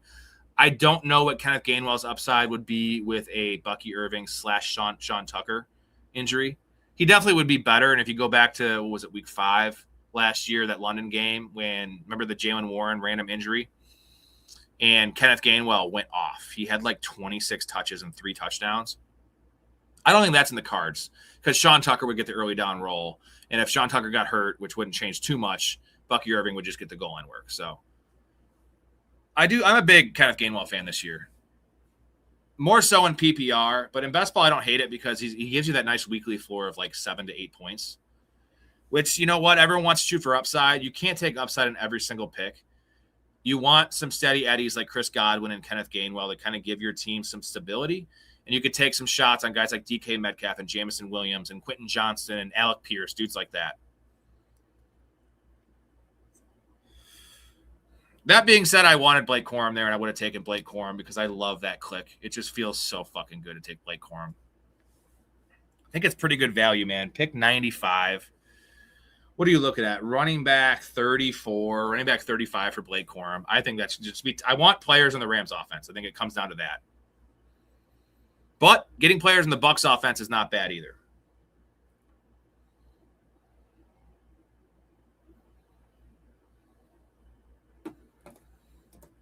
All right.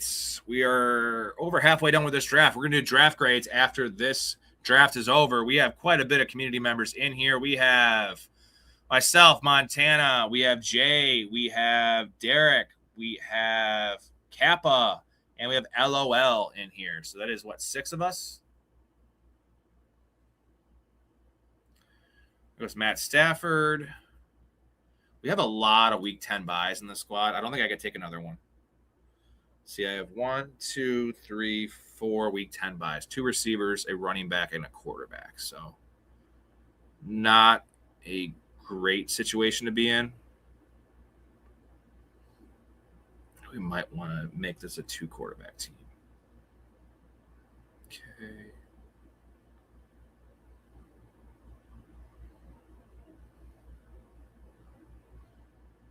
What pick are we at?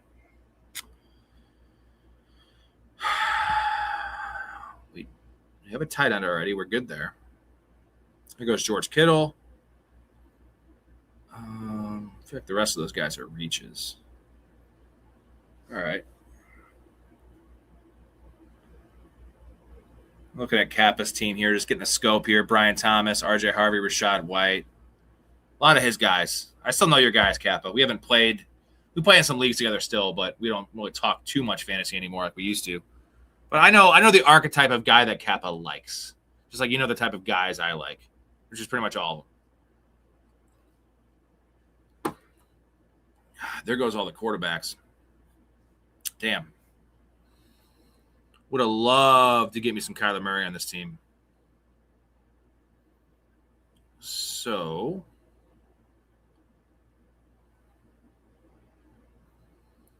wide receiver is a little light.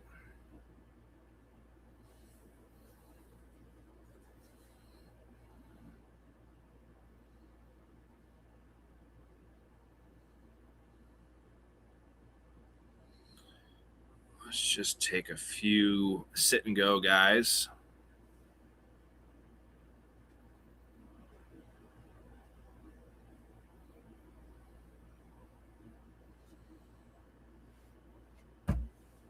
I don't really like this team. Just came over me that I don't like this team as I'm drafting it. Just a lot of blah. A lot of blah on this squad. Look at that quarterback run, though. 7 quarterbacks went in the 10th round. Matt Stafford started the trend there, ended with Tyler Shuck. Stafford, Love, Goff, Kyler Murray, Bo Nix, Baker Mayfield, and Tyler Shuck all go in the 10th round. I wanted one of those guys. I figured I would get one. I wasn't going to take Tyler Shuck, but I couldn't take Baker because of the Week 10 bye, or Bo Nix. I wanted Kyler or Goff or Love.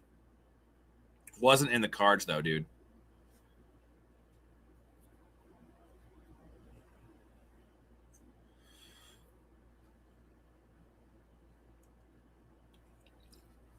I wonder how Derek's team's looking. Probably pretty good. Probably pretty good. I'm giving you a C no matter what, Derek. I can't keep on giving you A's.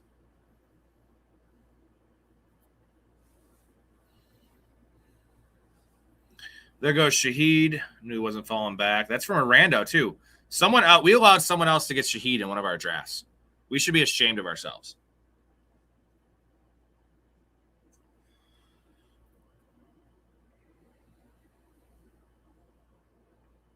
Some old-ass crusty tight ends and Travis Kelce and Mark Andrews off the board. And Dalton Kincaid, who has an old crusty knee. So, young man with a crusty knee. Dallas Goedert, there we go. We got 4 crusty tight ends right in a row. Reliable crusty tight ends, though. I will say that.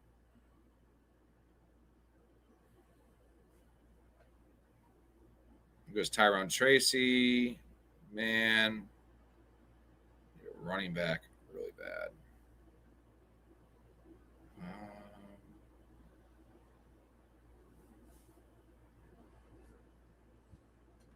Oh, there's Mouth. What's going on, bro? I've been wondering where you were.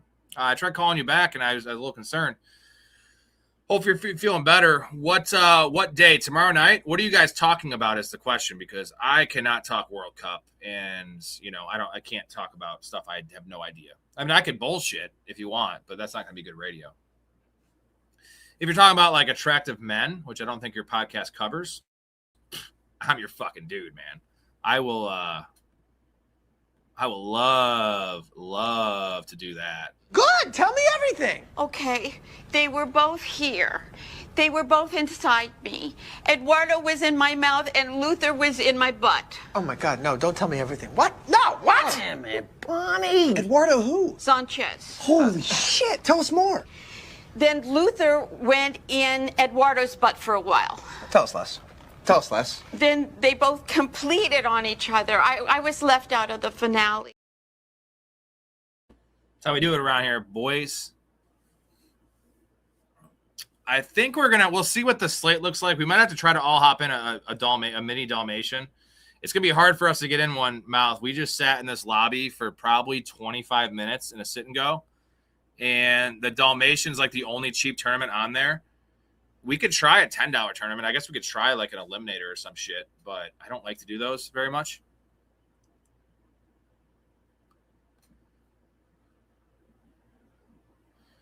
Well, yeah, we would talk some football, man. Like, I'm in, bro. You know I'm in. You can use and abuse me, dude. All right, we got some nice options actually here. Sitting at the 12/13 turn. We're going to pop in Isaiah Pacheco. We're going to pop in Malik Willis and probably be done at quarterback. We have Jalen Hurts and Malik Willis. I think I'm going to go with the rushing quarterback strategy here.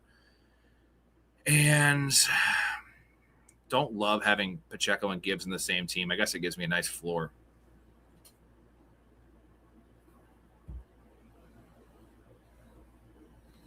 Just let me know, Mouth. I got you, brother. I got you.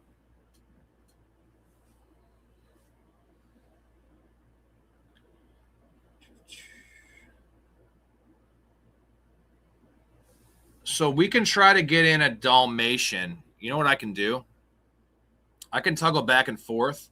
Or if someone else wants to be the sacrificial lamb here and get in a $1 Dalmatian, and they can toggle back and forth and let us know, you know, how many are left. And like once it fills, we can all join. I think that's probably our best bet.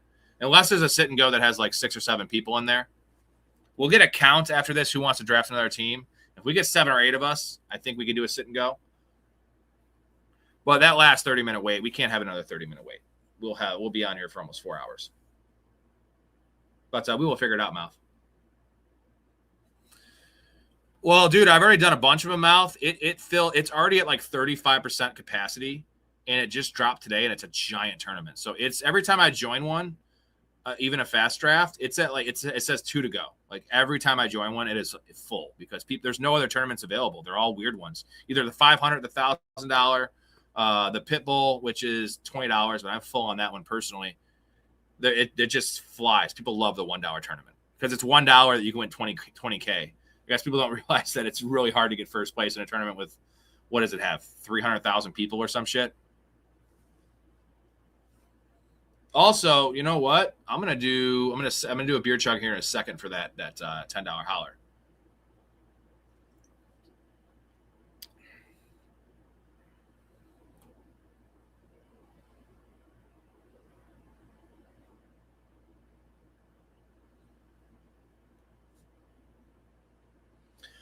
I told this story earlier. Make sure you don't get in the regular Dalmatian. That's $101. We had that happen last year to my wife. An accident. We did not win. All right. There goes Bryce Young. That would have been really nice value.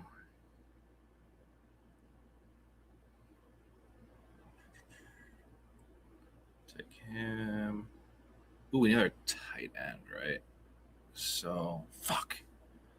Man, I can't even take TJ Hawkinson, bro. Someone take TJ Hawkinson so I don't have to because I already have a tight end with week 6 bye.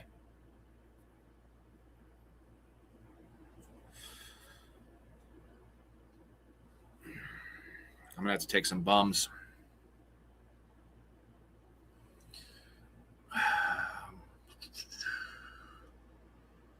One more running back for sure on this team. Tank Bigsby would be pretty nice. Thank you, Montana. You saved me.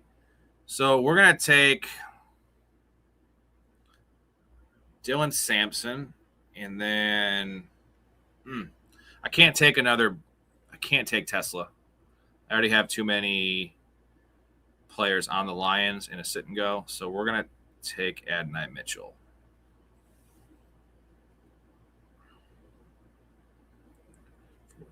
7 receivers.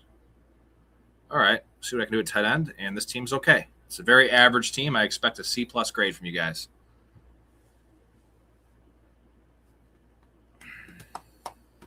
Three more rounds. 4 more rounds. Can't count. A little loopy today. A little loopy, gentlemen.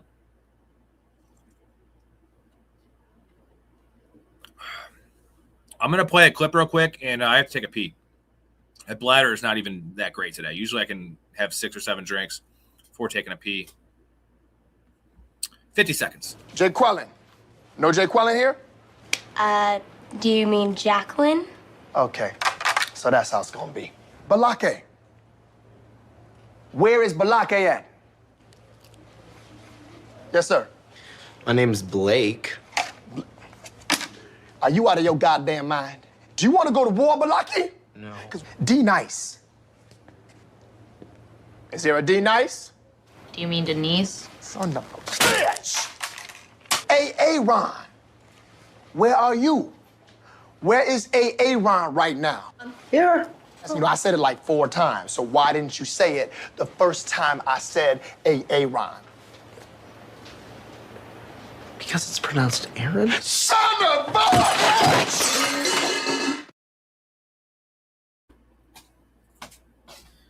It is pronounced Aaron. All right. What did I miss? I missed Jerry Jeudy. I missed Luther Burden 2.0. All right. you guys have not had a chance to watch that rant by Ray, it's up there on it's a regular video I released. I cropped it from the stream. It's 20 minutes long. Ray compares Luther Burden to Antonio Brown. I compare him to Jerry Jeudy, and he just goes ballistic on us for me and Dakota for 20 minutes. Awesome. By the way, Dakota, you kept your cool like a true professional. Pretty awesome stuff, though. That was vintage Ray. Here we go. Chug for Mouse, $10 holler.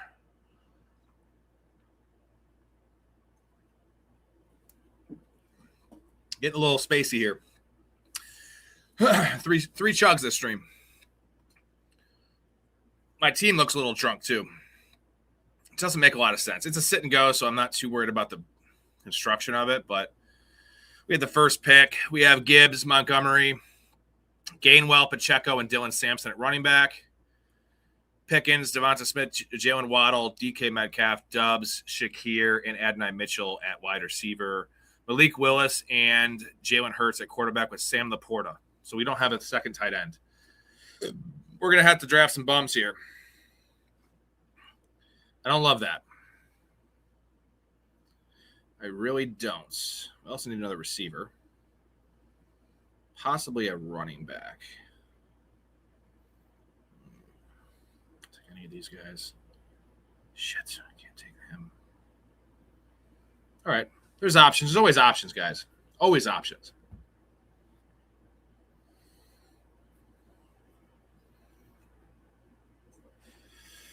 Take a look at Kappa's team. How he's rocking over here.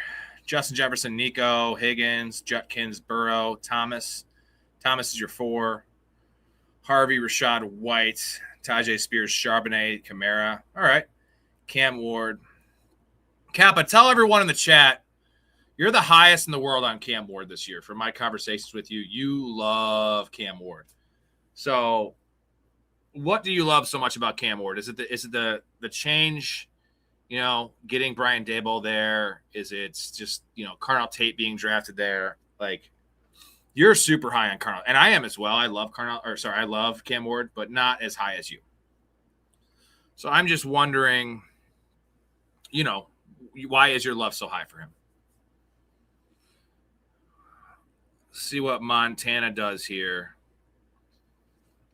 I'm guessing he goes wide receiver. He needs a wide receiver. And he goes Geno Smith. Okay. So we're going to pop in Kate Otten. We're going to pop in Pat Freiermuth and take 2 shitty starting tight ends to complete our tight end room. Sam Laporta, Kate Otten, and Pat Freiermuth. I could have gone with 2, but once I couldn't take Hawkinson because of the bye situation, I figured I needed Otten and Sam Laporta doesn't seem like enough. Freiermuth, Otten, and Laporta is okay. Now we have 1 pick. I have the last pick of the draft. I'm going to make the whole clock tick out of this one, guys. So let's go with a couple dudes that I like a lot of guys. Great quote from Waterboy. I see a lot of guys. I see a lot of girls. I see a lot of guys, too. Just the other night, I was with my mama and Coach Klein at the same time.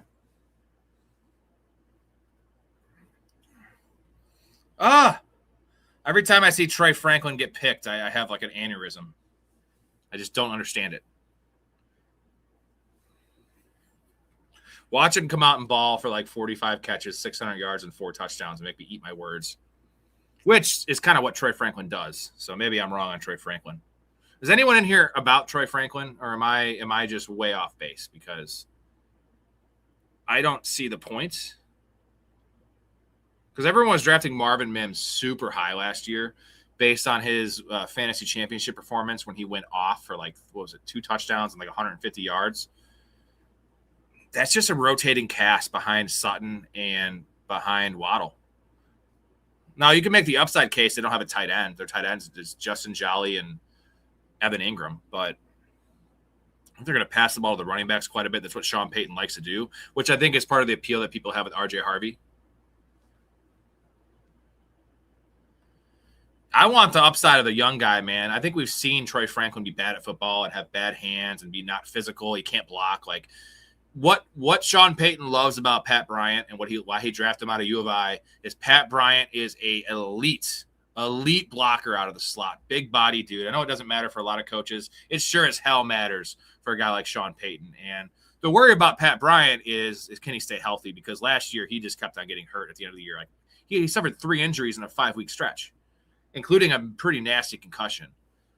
But I would take Pat Bryant all day because I think Pat Bryant has a role. He's going to be the slot guy. I don't know because Troy Franklin does not play slot, and he's going to have to have a Jalen Waddle injury, right? Because Jalen Waddle and Pat Bryant and Troy Franklin are kind of similar archetype of wide receivers. They're like undersized X receivers that can move around the formation, and they're really good down the field. So I don't think you need another guy like that on the team. Like he's going to be on the team, but like I don't know. I can't get over little Jordan Humphrey playing ahead of Troy Franklin. And also, maybe I'm being biased, but I actually streamed Troy Franklin a couple times last year, and I was watching the game, and he wasn't hurt, and like little Jordan Humphrey was playing ahead of him, and he played like 48% of the snaps. I was like, what is going on? The wide receiver, Cortland Sutton, was the only guy there. Everyone else was banged up. And like watching that, I'm like, I'll never again for Troy Franklin. I can never trust him, even in a best ball. I guess the upside is Jalen Waddle never stays healthy, right? He's always missing. He's like the T. Higgins he's like the smaller version of T. Higgins. He always misses 3 or 4 games.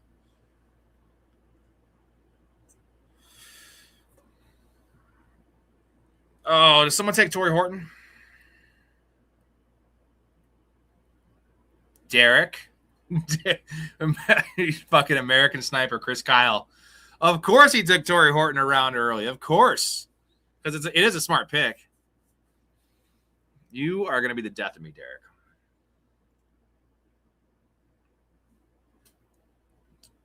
Candyman is a Franklin Truther. It's a really good movie, man. Candyman is a really good movie. Underrated. A local movie. I mean, it was shot in Chicago and based in Chicago. Cabrini Green, by the way. I've seen him a couple times. He's my kind of dude. I should probably reach out to him and see if he wants to do a collaboration because somehow every time I look at his channel, he's gaining like way more subs. I have a lot more subs than him. I'm doing the show a lot longer than him. And like every time I see him, he's like up 10 subs every time he does a stream. He only does like 3 streams a week. And I'm out here every night getting like 2 subs. I'm just like, fuck my life, man. What am I doing wrong? Is this show too fun for people? Can they not handle this show? All my guys in my queue were just taken. I was going way down the list here. So... Ooh, Pat Bryant is available. I should put my money where my mouth is and take Pat Bryant. But I don't want to take any ancillary piece there in a very obscure receiver room. Now, I guess there's upside there. I think it's just going to be a hockey line situation like the Green Bay has been the last couple of years. So, Keon Coleman. No, that was the other guy like you. Holy shit. Let's take Rashad Bateman. I think I'll take a piece of that offense. And let's get to draft grades, guys. Letter grades, A through F. We have, I think, 6 people to grade. Let me just check this before I move on over. 1, 2, 3, 4, 5, 6 people to grade. 6 people to judge. And we get to start off with my squad because I had the first pick. Let me switch the screen here for you guys. Again, this is a sit and go. This is not a tournament. It is just a one league situation. We have Jalen Hurts and Malik Willis at quarterback. We have Jahmyr Gibbs, David Montgomery, Kenny Gainwell, Isaiah Pacheco, and Dylan Sampson at running back. George Pickens, Devonta Smith, Jalen Waddle, DK Metcalf, Romeo Doubs, Khalil Shakir, Adonai Mitchell, and Rashad Bateman at wide receiver, with Sam Laporta, Cade Otton, and Pat Freiermuth all with tight ends. What do you guys think about the squad? It feels kind of blah. I think the build is really nice. It's a 2-5-8-3. Do you guys believe in this running back room enough? It's a little thin. I think I like Pacheco and Gibbs, though. Gives me a nice weekly floor. If something happens to Gibbs, obviously wouldn't be ideal. And then Dylan Sampson is one of my favorite players to draft. As you guys know, I have 2 kind of scat backs with Gainwell and Sampson. I'm big in Montgomery. In terms of the wide receivers, Waddle is my 3. DK is my 4. Dubs 5. Shakir 6. So I do like the top 6. Adonai Mitchell 7. Rashad Bateman, because all of my guys were taken right before me. Literally, I had 5 guys in the queue, starting with Torrey Horton, and they all got taken B+, B. Okay, I like the tight end room kind of with how late I waited. Otton and Freiermuth. It's not. It won't be the best team of all of ours that we drafted. I can promise you that. This is just not Didn't get too much value. I hate being at the left side, like the number 1 pick.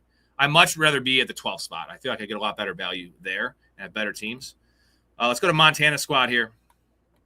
Jaden Daniels, Tyler Shuck, Geno Smith. Pretty nice quarterback room there. Bijan, Jeremiah Love, Blake Corum, JCM, and Tank Bigsby. We have Rashee Rice, Terry McLaurin, Jamison Williams, Quentin Johnson's his 4, Michael Pittman, Jalen McMillan, Elijah Surratt, and Keon Coleman, with Chika Okonkwo and TJ Hawkinson. So I think a lot of people are going to say this tight end room is really, really light and too light. I'm such a big Hawk guy that I think it's fine. It's still a little light, but I think it's fine. If you would have taken a third one there, it might have been too heavy at tight end. So wide receiver room, Rice, McLaurin, Williams, Quentin Johnson, Pittman, McMillan. You got some floor guys. You got some upside guys. I like the team, man. This is solid as hell. This is really solid. The quarterback room is really good. Shuck has a 2 and a Geno. Just toss in there. I'm going to go B to B plus in the squad, Montana. I dig it. Hey, me and Derek think alike. B to B plus from Derek. What do you guys have? Let us know what you have in the chat for these teams. Jay had a B for my team. We have a B from Kappa on this squad. It's pretty good. We're going to Jay's squad here. We have Drake May and Bo Nix. We have Breece Hall, Travion Henderson, Tony Pollard, Jonah Coleman, Katron Allen, and Braylon Allen. You got the Allens there at the end. Puka, A.J. Brown, Michael Wilson, Ricky Pearsall, Jalen Naylor, Antonio Williams, Deshaun Stribling, and Jalen Knoll, with Colston, Loveland, and Isaiah Likely. I really dig this tight end room. The wide receiver room, you have 8 or 9. 8 wide receivers. So Puka, A.J. Brown, Michael Wilson, Ricky Pearsall, Jalen Naylor. So it gets thin pretty fast here with Naylor, Williams, Stribling, and Knoll. A lot of, I would say question marks, right? You have 2 rookies. You have Knoll, who's kind of buried in the depth chart, and Jalen Naylor, who got paid pretty big money, and he should be featured in this Raiders offense. Running back room, he loves Henderson. Henderson's fine. Pollard's okay as a 3. And then again, some more question marks. Jonah Coleman, Katron Allen, Braylon Allen. So this team is hard to grade. This could be an A if a lot of these questionable, like a lot of young players here. Jonah Coleman, Katron Allen, Braylon Allen is not a rookie, but a young player. Like there are so many rookies and young players and guys moving teams on this. This is a really, really just interesting team. So I'm going to give it a C+ to a B- because I think it's much more balanced than the first team Jay drafted. I do love the quarterback room. It's just Jonah Coleman, Katron Allen, Braylon Allen, and then Naylor, Antonio Williams, Deshaun Stribling, and Jalen Knoll. Like, those guys are just a lot of wild cards in this team. But you know what? It can work out for you. I think I would like this team much more in a tournament than I would in a sit-and-go because of the uncertainty. But definitely better than the first team for you, Jay. And the build was much better. Like, this build is an A. I just think that I'm not going to get all in on some young players. So I'm going to give it a B- because I think the build is, you did hit the mark on the build. So B- for me. Derek says C+ to B-. Rob says B. Let's move to the next squad. And we have Derek's squad. Probably, can we just skip this and give him a fucking A? Jared Goff, Daniel Jones, and Bryce Young. It's pretty smart to go 3 with Daniel Jones. JT, Derrick Henry, Javonte Williams, Brian Robinson, Damon Claiborne. You got that week 13 bye issue. That's why he took an extra running back. You probably could have gone with just 4. Again, I don't love your back 2 running backs. Like Brian Robinson is going to get some goal line work apparently, but handcuff. And then Damon Claiborne's the next factor. Malik Neighbors, DJ Moore, Marvin Harrison, Cortland Sutton, Josh Downs, Hunter, Zach Branch, Torrey Horton with Kyle Pitts and Jake Ferguson. This is not Derek's best work. This is definitely worse than the first team he drafted. I do like the top 3 running backs. I just don't see a lot of depth on this team. I have issues with 4 and 5 at running back. I would have rather had you take a guy like, Isaiah Pacheco. I guess he would have been gone. Dylan Sampson was probably gone, but guys like that, maybe even a Alvin Kamara for this team. Questions with Neighbors is 1 being hurt in a sit and go. I don't like that. DJ Moore, Marvin Harrison, Cortland Sutton, Josh Downs, Hunter. I'm going to give this a B- to a B. This is not my favorite team from Derek. It's still a good team, but you set the bar pretty high, brother, and I can poke some holes in this team. The other ones I can't really poke any holes in, and I'm not I'm just going to literally give you my honest opinion, and my honest opinion is this is a very good team, but it's not a great team. It's a good team. B-. Derek, how do you feel about this team? Is this a step down from what you've been doing? Do you like this squad? I feel like you got really good ADP value the last team. Let's go to Kappa's team here. We got Joe Burrow and Cam Ward. We have Quinshon Judkins, RJ Harvey, Rashad White, Tajay Spears, Zach Charbonnet, Alvin Kamara, and Jaden Blue. This is a 2-7-7-2 build. Okay. Justin Jefferson, Nico Collins, T. Higgins, Brian Thomas, Wan'Dale Robinson, Calvin Ridley, and Andre Yoshibash with Tucker Kraft and Travis Kelce. Dude, I actually kind of dig this squad. This is a mouth team. This is a mad scientist team right here. And this is good, man. Brian Thomas is your 4. Wan'Dale and Ridley. You have a lot of stacks. I'll say this, Kappa. One issue I have with this team is you stacked a lot. And the stacking doesn't matter in the sit and go as much. It's not a tournament. You're just looking for weekly, not even weekly upside, just total points. So I'm going to ding you on that a little bit because I think you took some players that you might not have normally taken just to get the Tennessee players. That being said, I'm giving this a solid B because the build is awesome. Kraft and Kelce are more than enough at tight end. I think with Joe Burrow and Cam Ward, you got the safe guy in Joe Burrow as long as he stays healthy with upside, and you have Cam Ward, who is an ascending player that you're going in on the Titans here. I don't love Harvey as a 2. Rashad White, Tajay Spears, Zach Charbonnet, Kamara, Jaden Blue. I don't know why you took Jaden Blue. That's a waste of a pick. I feel like you need another wide receiver. So that is a B to B- because Jaden Blue was a waste of a pick. I don't think you'll use him. I don't think you need him. I don't think you need 7 running backs in this team. Although you were weak at running back, but pretty good team all around. The receivers, the top 4 receivers are badass, bro. Badass team. So we have a B- from Jay. Let's move over to the last squad here. It is LOL. Like I said, this is typically just for community members, but you know what, LOL, I'm going to throw you a draft grade. Let's all give him a grade and see what he has here. Trevor Lawrence, Jackson Dart, and Tua at quarterback. Ashton Genty, Saquon Barkley, Jadarian Price, Aaron Jones, and Woody Marks. Pretty good running back room. I'm not a Price guy, but as a 3, I don't hate it with Aaron Jones and Woody Marks. Lad McConkey, Garrett Wilson, Jordan Tyson, Mekhi Lemon, Debo Samuel, Jeremy Bernard, and Cooper Kupp with Dalton Kincaid, Dallas Goedert, and Dalton Schultz. Tight end room is going to be really strong. With how long you waited, it's going to be really strong. You could make an argument you could have been fine with Kincaid and Goddard, but with the injury history of those guys, specifically Kincaid, I see why you did Dalton Schultz. You might be able to flex some of those guys if they catch touchdowns too. A lot of rookies here. So Tyson, Lemon, Bernard, and Debo, who doesn't have a team yet. I think Debo will be a value wherever he goes. And then Cooper Kupp mixed in there for 7. I think also you shouldn't have taken Tua on this team. This team does not need Tua. You have Trevor Lawrence, you have Jackson Dart. Those guys are both top 12 quarterbacks. Tua won't really meet your lineup very often. So that is, I think the team would be a lot better if you put another receiver there. If you drafted another receiver, like Calvin Ridley or anyone that could give you some early season production, because this team might struggle early on with Tyson, Lemon, Debo with a new team, Jeremy Bernard. That's my issue. I'm gonna go B- on this team as well. It's better than a C. It's better than average for sure. I just don't love all the rookies, and I don't like the Tua pick. I just think the Tua pick's unnecessary. You guys agree that Tua pick shouldn't have been you didn't have, if you had the same bye, you'd have to do it if they both had bye 7. But Jackson Dart and Trevor Lawrence should be more than enough to sustain. I think why he probably did this is because Jackson Dart's playing style. But at that point, if you're taking Jackson Dart, you have to go all in on Jackson Dart. And I feel like this is a little bit of a hedge. And a hedge is not going to win this league with these. There's a lot of smart people in this draft in particular. But I definitely dig the team. It's just a lot of young guys. But I'm not going to say, I don't have a crystal ball. I can't tell you who's going to be good, who's not. No one really can with these rookies. I think you picked some good rookies, so I'm going to go B- on the squad. I think that we all Mal says B, Jay says B+, B-. So in that range, hell yeah, man. Thanks for drafting. And let's get in, guys. Let's look at the board here, but I don't want to wait another 30 minutes for this draft to fill.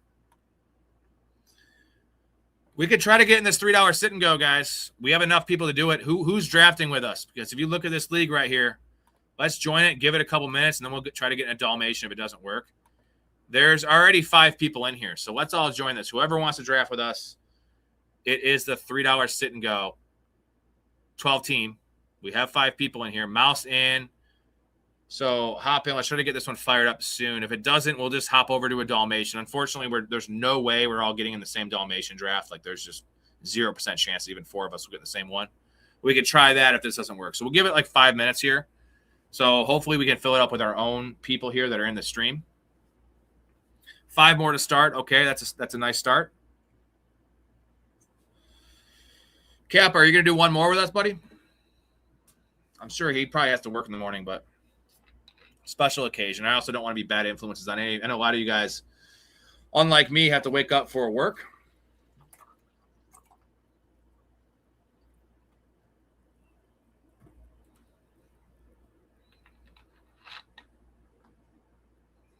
All right, Cap is in. Did you join? All right, waiting for 3 more. This one filled fast. Hell yeah. I guess my other argument is, like, also I'm not trying to stack in a sit and go. Like I said, if it works out, it's great. If not, I'm not searching it. The Titans, I know that you love this offense, Kappa. I'm not putting them in even close to the conversation of teams I'm comfortable having 3 or 4 players on.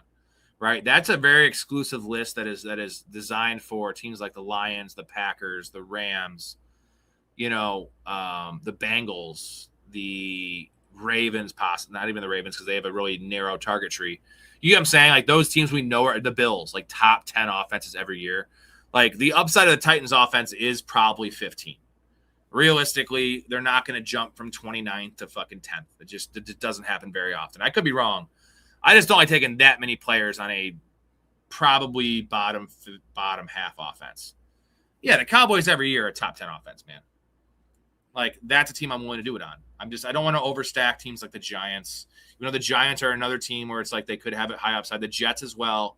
We understand that the changes have been made. The coordinators are better, all these kind of things. But there's only one football to go around. And unless you're on one of those elite teams, I'm not taking that many Titans personally. But you know what, Kappa? You have been right before. You have called your shot on some of these dark horse teams. You called the Kyler Murray breakout, the Cardinals. Remember the year they were 7-1? They should have been 8-1. They lost that weird game to Green Bay.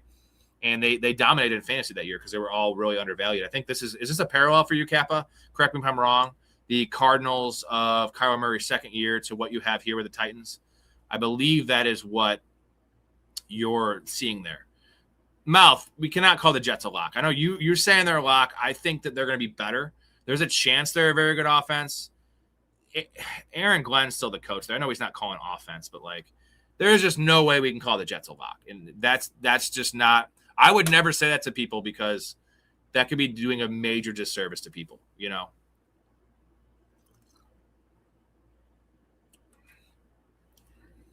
Now, you could say they're a lock to have a bunch of people beat their ADP, which I think is what Kappa is saying about the Titans. Guys, 2 more to join here. 2 more. But the Jets did actually improve their defense, and it was weird the picks they made on defense. All the players like Demario Davis and a bunch of really old dudes, but they should be serviceable this year. 2 more spots. $3, 12-person sit and go. Hop on in there. Oh, I watched. It's not even Derek. It's not just Geno last year. Geno was really bad his last year in Seattle, too. Not as bad as what we saw because he had DK Metcalf, Tyler Lockett, and rookie JSN. But with those receivers, he was bad last year, too, bro. Or, sorry, the last year in Seattle, he was bad. That's what I was trying to say.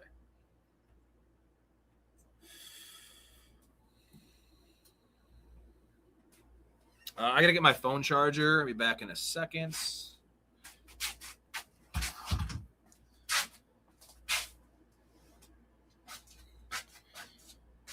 Two more spots. Join it up.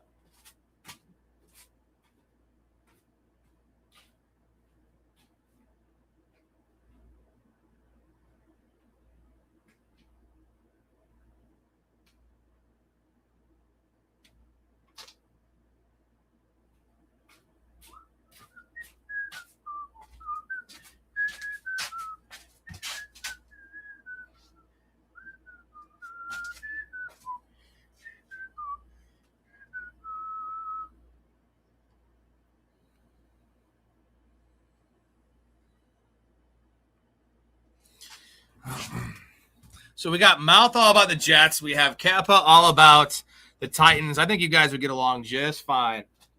I'm all about TJ Hawkinson.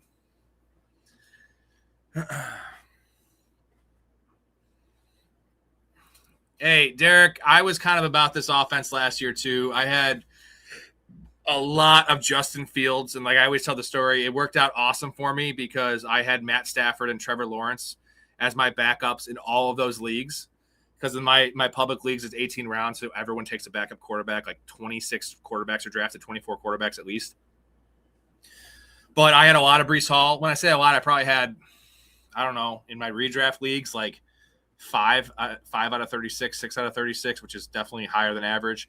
I had quite a bit of Garrett Wilson because I always loved Garrett Wilson. And Garrett Wilson was awesome when he played. Like he was until he got hurt. The last couple of games he played, he was checked out, I think. But the first 4 weeks, first 5 weeks, Garrett Wilson was like a top 7 fantasy receiver. We're still waiting on 2. Jets at Titans week 1. That's going to be a fucking 10-7 game, guys.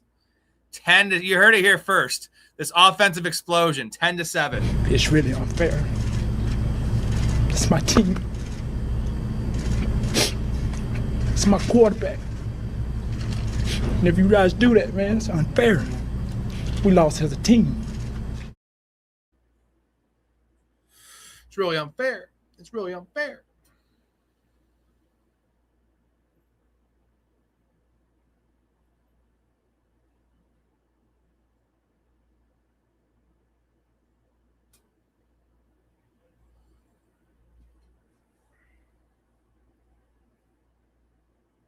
One more.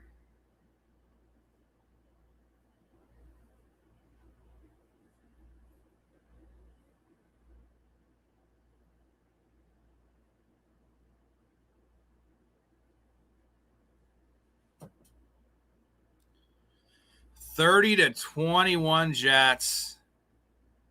Cam a top. What about what is Cam Ward's finish at the end of the season though? Let's talk about that, Kappa.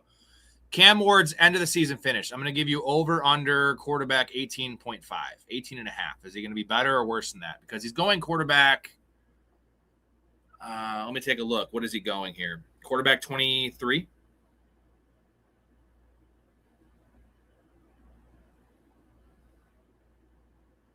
Quarterback 22 for Cam Ward. So I'm going to give you 18.5. Over under. Oh, I love T.O.'s passion. I love him doing sit-ups in the fucking driveway and just being must-see TV. We need more T.O.'s. A guy I didn't like the whole thing, I think Chad Ochocinco was a little too much. I think Ochocinco is pretty overrated as a receiver. Now, really good receiver. But he thinks he's like a Hall. Is Chad Johnson in the Hall of Fame, guys? Can someone check that out for me? He had a really nice peak, but it was only like 5 or 6 years, where it was almost like a Dez Bryant level peak, but Dez Bryant was a way better receiver than Chad Johnson. I think, do we all agree on that one? Chad Johnson versus Dez Bryant. Dez Bryant had some all-time seasons of, 14 touchdowns, 12, 13, 15. Like he was scoring double-digit touchdowns all day. One of the best receivers with the ball in his hands. Monster. Ochocinco, yeah, is still a douche. But regardless of the douchiness, I don't think Ochocinco was that good. And when I say that good, I don't think he was in the, the tier that we're talking about. Like not even close to the, Larry Fitzgerald. Maybe I'm talking all-time receivers, but, Marvin Harrison Sr., not even close to the Calvin Ridley tier. But Dez Bryant's a guy I will put right below those elite guys.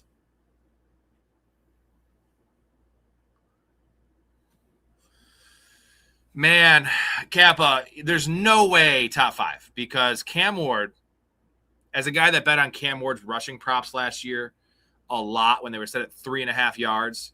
Now, it's going to change this year because Brian Daboll loves his quarterbacks to run. Cam Ward does not offer enough on the ground to be a top 5 quarterback. There is just in no world that is it possible. And the weapons aren't good enough. Like there's for him as a pocket passer to be top 5, you see it with Jared Goff every year. Jared Goff barely finishes a top 5 quarterback, and he's throwing 34 touchdowns a year. Like, Cam Ward is not throwing 34 touchdowns. He is not throwing 24 touchdowns. I think that's his upside. Like, what is Cam Ward's rushing upside this year? I think he's going to run more. I think his rushing upside is like 250 and 2. That is way lower than Bo Nix. That is way lower than Trevor Lawrence. That is way lower than, all the other guys that are going in that, borderline quarterback 1 range that have way higher upsides than Cam Ward.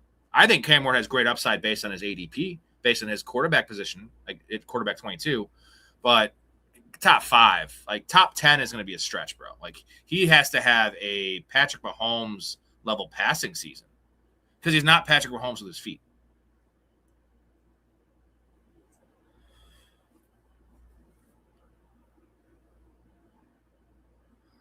Okay, thank you, Jay. Chad Ochocinco was nominated in 26, but didn't get in.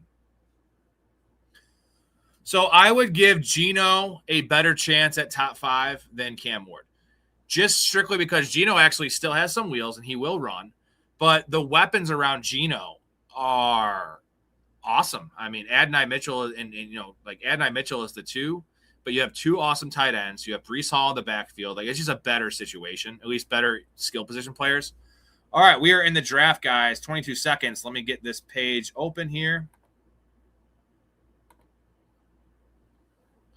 But Geno is no way Geno's top 5. Like, top 10 is his upside. I think that, in my opinion, top 14, top 12 is the upside for Cam Ward, which is still going to smash his ADP. That's literally a league-winning player if he gets into the streaming and like startable range.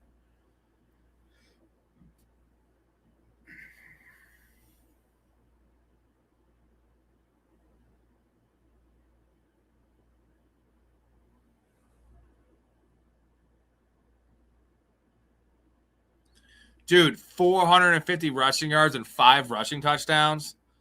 Man, I could see the passing numbers. I could see the passing numbers work for Cam Ward, but there's no way he could have 5 rushing touchdowns possibly because he's a big boy. 450 rushing yards, there is just 0% chance. Like, that's what Bo Nix averages. That's actually higher than what Bo Nix has. And Cam Ward, I'm not saying he can't. I'm saying he doesn't want to. I watched him last year a lot because I had all these fucking player props on his ass. And, dude, he just wouldn't do it. Like, he had a 3rd and 7. He'd have an easy 9-yard scramble, and he'd throw it into triple coverage. Like, I hope they're going to coach that out of him and tell him to run more. But the gap between what he's been doing and 450 yards is so vast. It's the Grand Canyon. Like, remember that Simpsons episode where Bart was going to jump the Grand Canyon on a skateboard and Homer tries doing it, and he thinks he's making it, and he doesn't even make it a third of the way? That is Cam Ward trying to have 450 yards rushing. Just no fucking way. No how. I got to look up Cam Ward. What do you think? How many yards do you think Cam Ward had rushing last year? I think it's like 95. I didn't think he had 100. Let's see.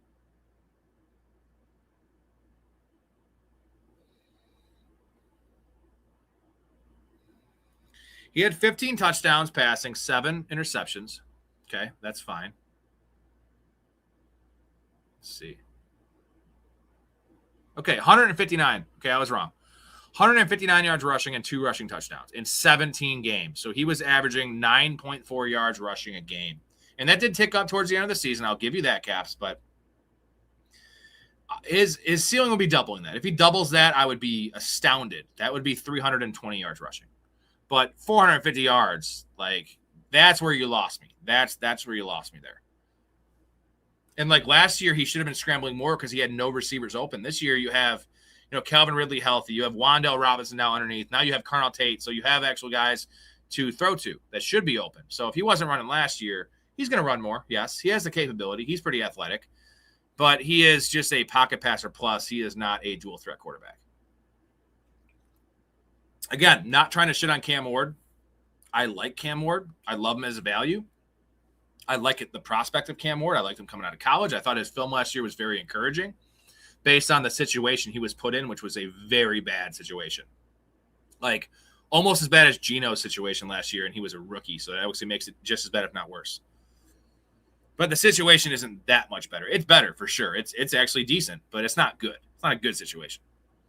I hope I'm wrong because I want to root for the kid. We need new, good new quarterbacks in the league, and we're going to get that next year in the draft, we hope.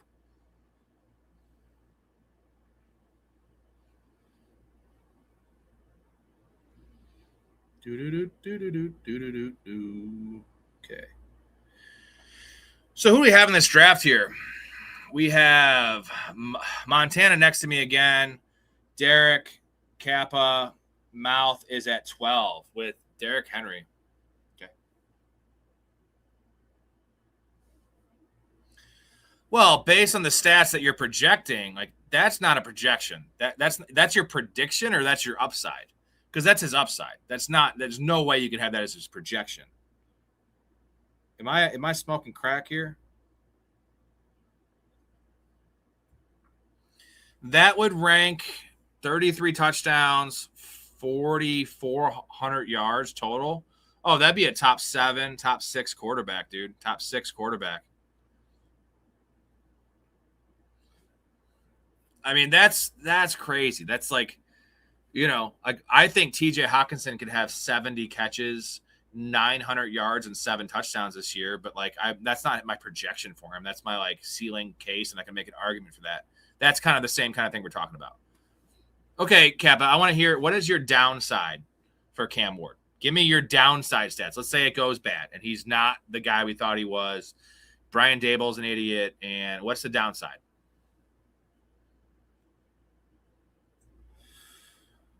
Because the downside has to be like 3,200 yards, 16 touchdowns, and 200 yards on the ground with 1 rushing touchdown. That's the downside. Because we have to factor that in. Up in 2 picks.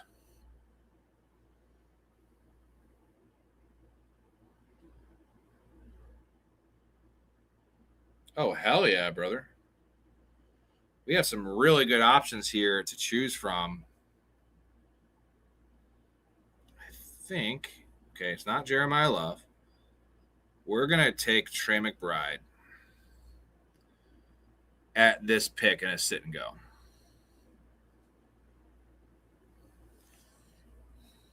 I mean, you can't basement 20 passing touchdowns. Okay, well, Kappa, you should pound his futures right now because I think he's at 18.5 passing touchdowns is what Vegas set it at, which is one of the lowest marks in the league.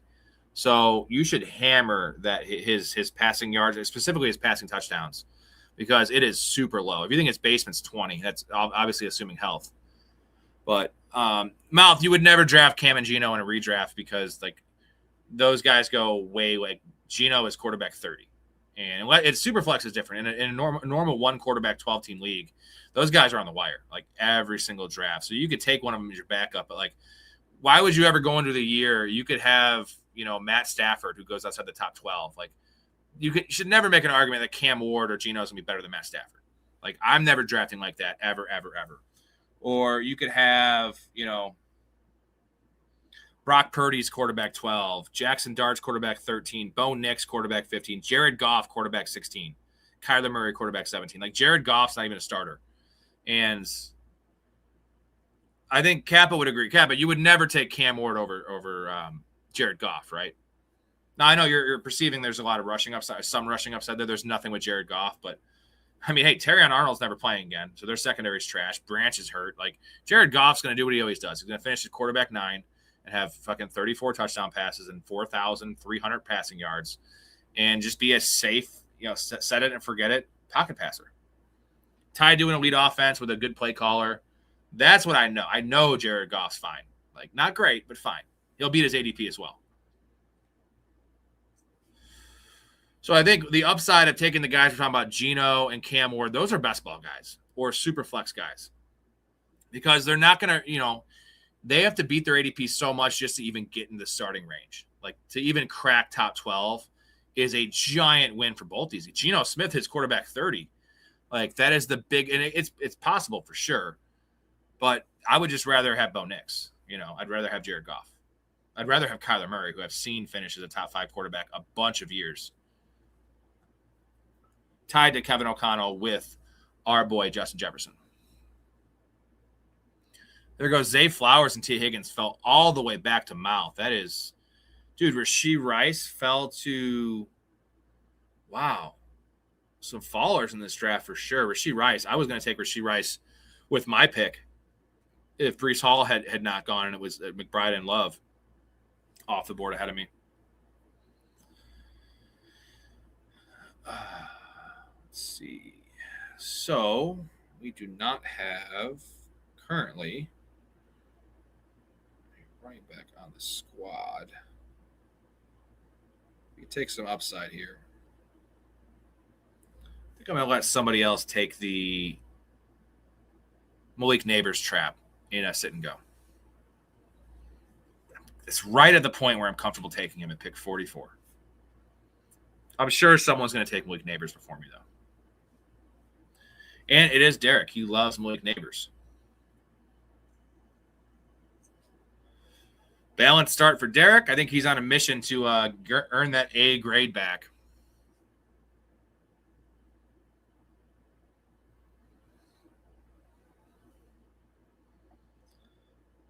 Up next.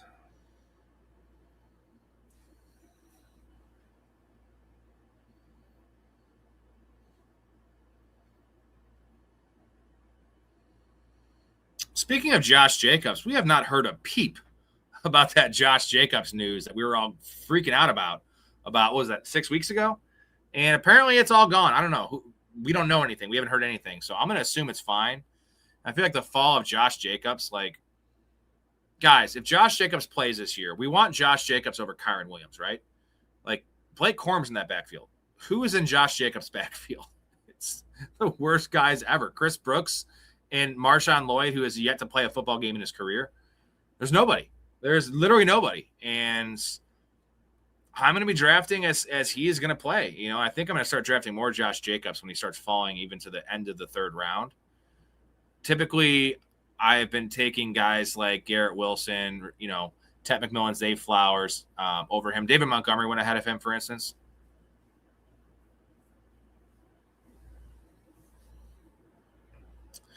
Yeah, I kind of agree with you on that one too, Kappa. You can take – that is a good call because it is tied up all year. So the Brock Bowers – I'm going to do the same thing with Brock Bowers. So my biggest bet so far is Brock Bowers over 875. I'm going to be taking a lot more Brock Bowers in fantasy, but also in the first 3 weeks player props when they set his yardage at like 65.5 or whatever they're going to set it at. Smash those numbers. Trey Benson would be nice in Green Bay, but I wouldn't be too worried about Trey Benson. I wouldn't be too worried about anyone. I think they're going to ride Josh Jacobs. Like, why wouldn't they? Why wouldn't they? So I have Montana in front of me. Terry McLaurin would have been nice.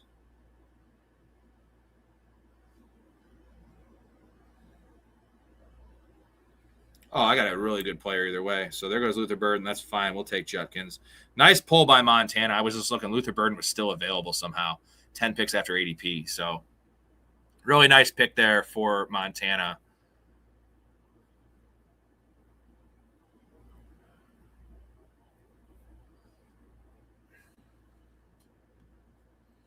Yep, I agree, man. The future bets are rough. And also, you know what? The future bets, like Cam Ward could be crushing the first 7 weeks of the year and then, God forbid, tear up his ankle.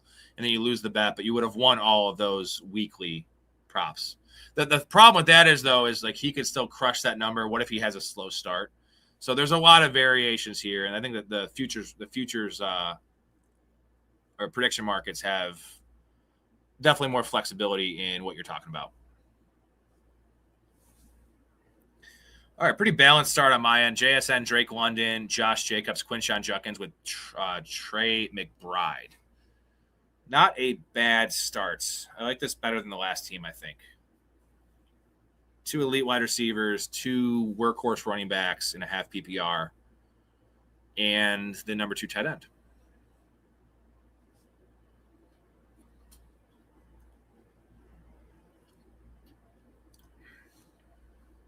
Oh, we're going to hit 3 hours again here, which is a pretty standard practice around these parts. Appreciate all you guys hanging out with me for the night. As always, we're approaching 1:23 a.m. Central Time Zone. 2:24 a.m. on the eastern seaboard, but we're only 11:24 on the West Coast, which some of you guys are tuning in from, which West Coasters have a nice little deal on this show because they're getting me prime time, essentially. They're getting me at 8 o'clock to like 11:30. I will be doing some earlier shows when the season starts, maybe 9 p.m. for the like the days that have primetime games. Obviously, we're coming out at 10:30 Central when the game's over.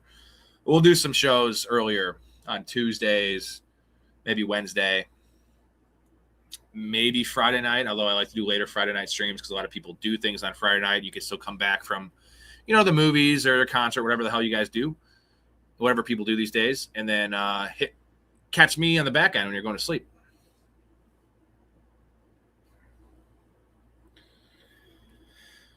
Biggie Smalls is in this draft. He just took Jadarian Price.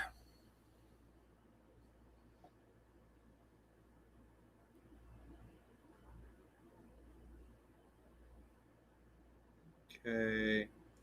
Probably going to want an elite quarterback at some point if we can get one. They're probably all going to be gone by the time I draft them. We shall see, though.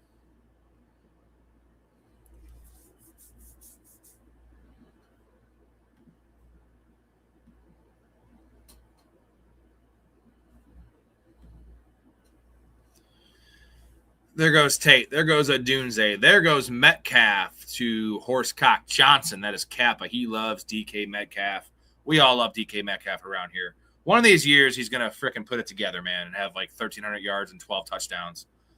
Don't know if this is the year, but I do still like drafting him.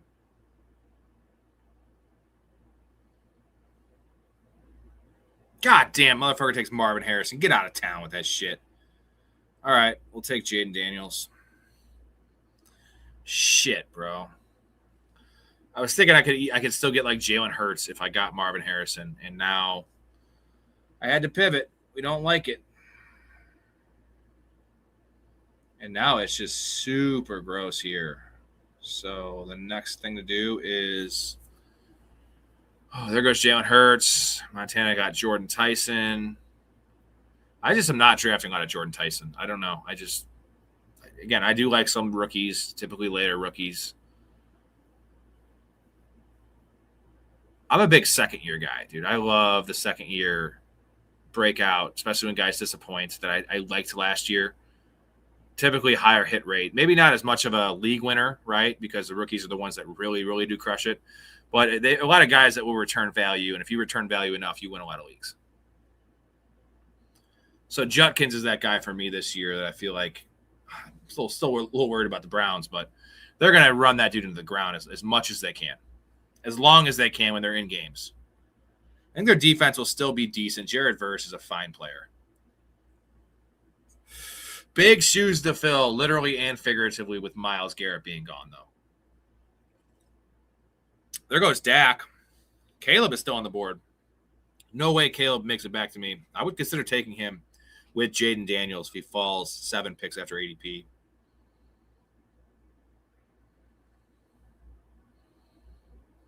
Man, my wide receiver room's going to be dog shit. There goes Kraft. He's going to take Caleb. I know Montana's taking Caleb.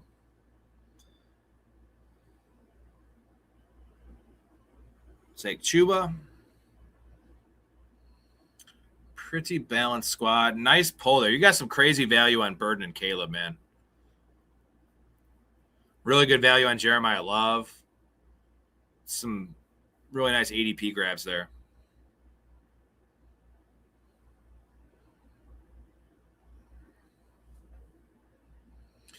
So this dude only has one running back. He started out with JT, and he got him at 7, and then he has not taken a running back since. So I'm guessing this has to be a running back here.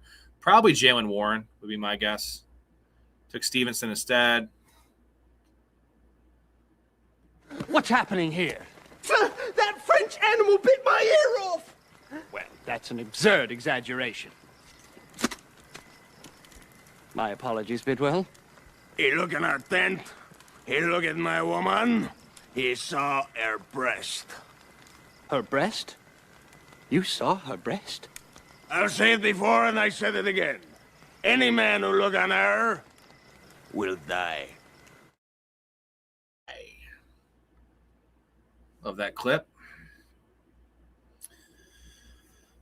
Let's see what receivers will be available because there won't be any good ones, really. Kind of like this tier of receiver, though. Any of these dudes will fit the bill. No quarterback. All right. It's a great feeling to have 8 guys in your queue when you're up in 7 picks. It's that warm and fuzzy feeling. Set the phone down. Don't look at the screen. Just let the board fall to you. That's what we want to do around here. It's down to 1. There we go.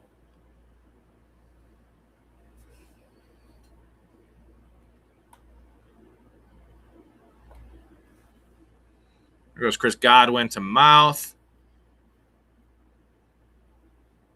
Oh, Kappa didn't get his RJ Harvey. I know you wanted him, Caps. I know you wanted him, man. See if I can predict Kappa's pick. So he has 2 and 5. He's going to wait and take Cam Ward for sure. He's going to take probably a quarterback here.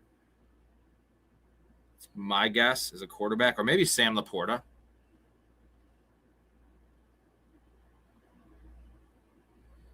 Let's see. I'm going to say Sam Laporta or Justin Herbert are my 2 guesses for him. Actually, no. We're going to go with I was going to say Herbert because he has Quentin Johnson.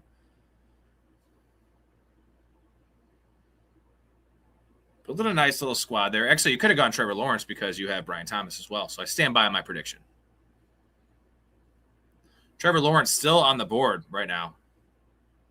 Pick 90. So we are 5 picks after ADP for Trevor Lawrence. He should be gone before I pick. I really hope he is. Sam Laporta's on the board. Let's see. This guy. There goes Brock Purdy. That's a interesting pick with Trevor Lawrence on the board. And we're going to get our boy, Mr. Blake Corum. Welcome to the squad, Blake. Shit. Well, we just took a running back with the same bye. We have 3 guys with a Week 11 bye. It's fine. It's going to be a 5 or 6 running back team because I didn't take a running back until round 4. Got to make sure we don't make mistakes. This is chugging 3 beers and doing a 3-hour stream. Sometimes you make silly mistakes like that. Although, as much as I love Blake Corum, I don't hate it. I probably would have preferred to wait and take Kenneth Gainwell with the next pick, which we might be able to do. It's not. Let's see. Trevor Lawrence still available, man. Kid is back on the escalator again. That kid is back on the escalator again. Remarkable. That's criminal. That kid is back on the escalator again. Leave it alone. What?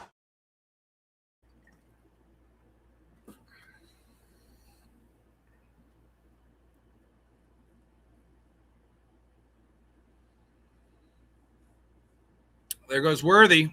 I would have loved Xavier Worthy. Now we're down to some bummy receivers. There goes T-Law. Finally, T-Law goes at pick 96. Just 12 picks after his ADP. Brock Purdy, Herbert, Stafford all went ahead of Trevor Lawrence, which is kind of interesting.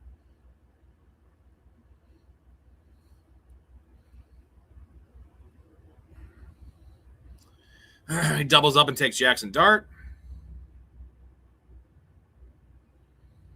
Goes Jordan Addison. There's one guy I really want. I really need.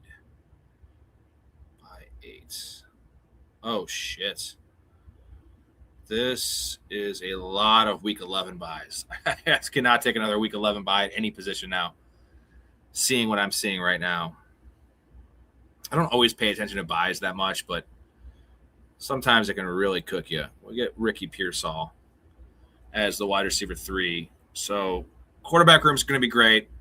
Running back room is going to be great besides the bye situation.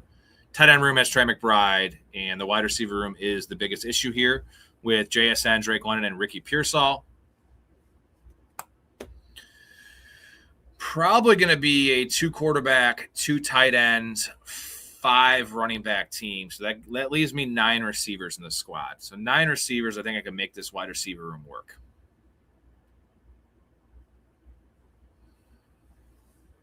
So 1 more running back, And I kind of need to take him somewhat soon. There goes Kenny Gainwell to Derek.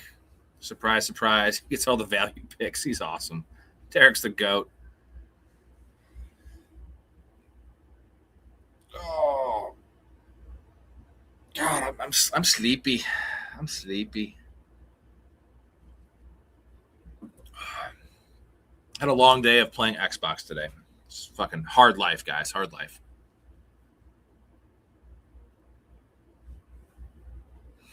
I did crush like 2 hours of film, though.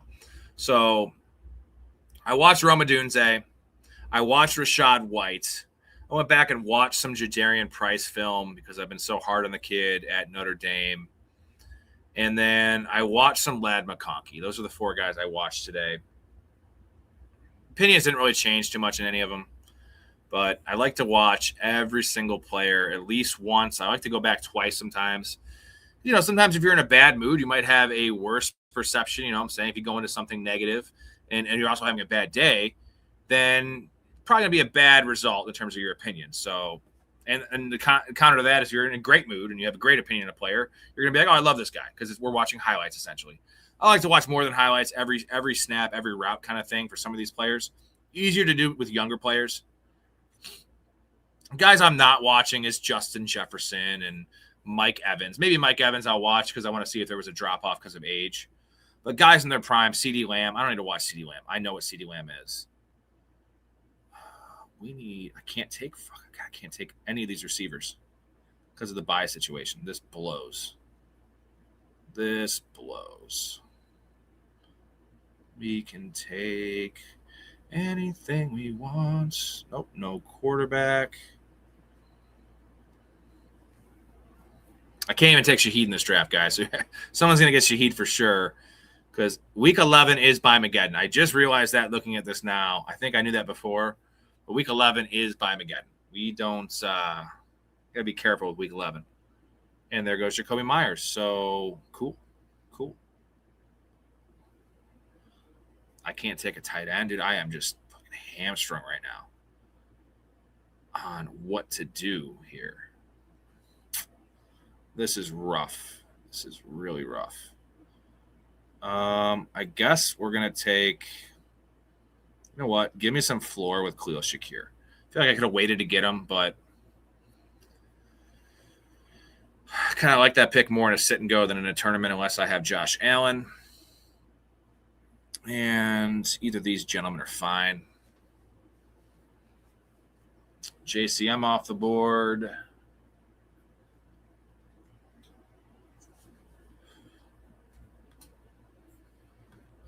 Mouth, this is the best team I've ever drafted. Flowers, Higgins, DJ Moore, Chris Godwin, Michael Wilson, Mahomes, and Burrow. I mean, I know you've drafted better teams than this because I've seen them. It's a good team. I guess I can't really see the ADP value right now. I know where these guys generally go, but Mahomes, Michael Wilson was pretty good value. I guess we'll have to see what the draft grades say, and it's not just on me. Derek is the draft grader now. We believe in Derek's draft grading. Oh, we can't take this dude.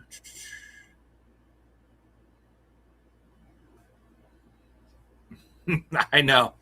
Well, today he might actually fall because I would have reached for him all day in this spot. But I have so many guys on Week 11 bye. I just can't touch it. I can't do it. I can't. Sucks. I want to do it. I should do it out of principle alone and just punt the draft just so I could have Shaheed on my team and root for him. I can root for him 171 times this year because I'm going to have him in 162 best balls and 9 redrafts. Oh, shit. I could take this dude. This wouldn't be a bad pick.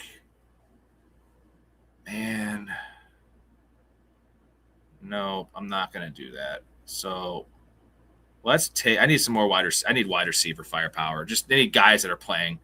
Coker, Shakir, Pearsall, I feel like are kind of solid there. I like the start, and then I just kind of fumbled the bag, man. I love the Jacobs pick. I think Judkins was a good value.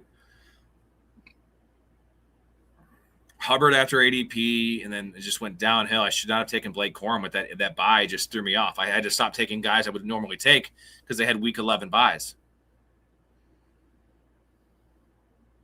But getting some different shares of players. I'm trying to draft more Ricky Pearsall. I should draft more Jalen Coker because he is the firm, not only the number 2, Jalen Coker is the firm second option in that offense. I did do a draft earlier today. I did a little Dalmatian, and I drafted Jatavian Sanders to just mix it up a lot as my third tight end in a Bryce Young build. I had I took Coker, I took Tet McMillan, and Jatavian Sanders. I took a triple stack, and I always tell you guys not to do that, but in a little Dalmatian, we can make some big moves, and let's just say for some reason that they're a top 13 offense, that would actually work. 10% chance they're a top 13 offense. Maybe lower on the Panthers. Their defense is better, but their schedule is tough, man. It is if you just go look, man, the Panthers are 6.5 implied wins. That's their Vegas number, 6.5. They won the division last year, and they won 8 games last year. And they actually improved their team, and Bryce Young is a year, more experienced. That is a wild win total, but I think Vegas knows something because they never really miss these things by that much, at least not on that many teams. Shaheed is still available. What is going on here? Someone take Shaheed, please. Please, for me, do it. So let's take any of these dudes.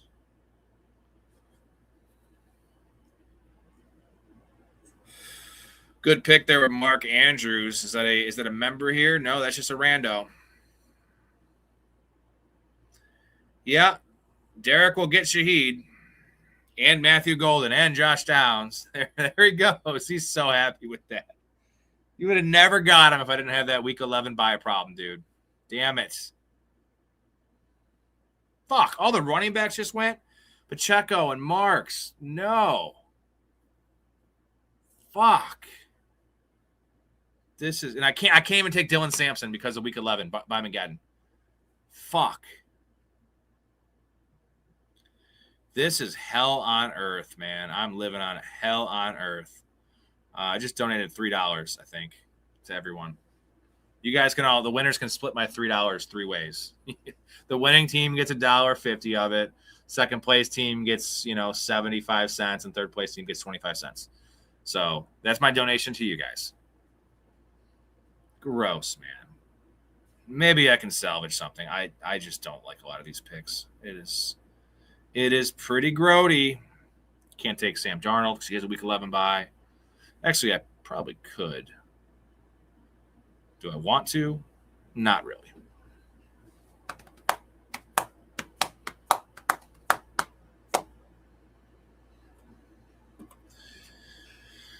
All right, last drink of the night. I'm fucking hungry too. Probably should not eat at 1:43.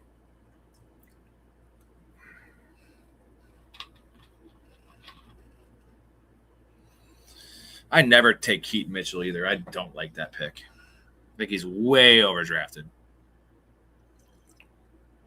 I would have loved to take Zach Charbonnet, but week 11 bye.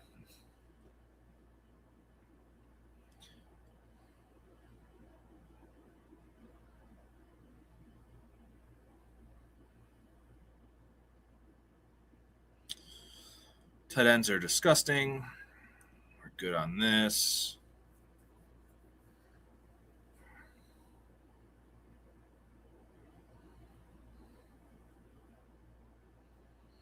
There's Jonah Coleman.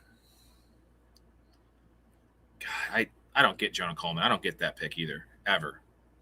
I think I've taken Jonah Coleman like twice. And let's take Sam Darnold. Another week 11 bye, but he's a quarterback. Not worried about that. We're done at quarterback. We'll be done at tight end soon. Let's just see what we can get here at wide receiver. I would draft Debo, but what if he goes to a Week 11 bye team? Can't do that. Take Tesla. There's some bros in here.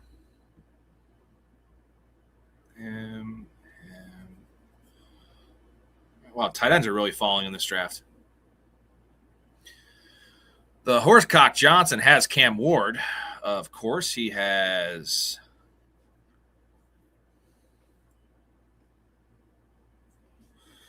no tight end. Now he has Brenton Strange. The thing I love about Kappa, the dude is committed to his takes and his players. And it seems like Cam Ward got Kappa. What do you think your ownership at the end of your best ball season? You just started doing them.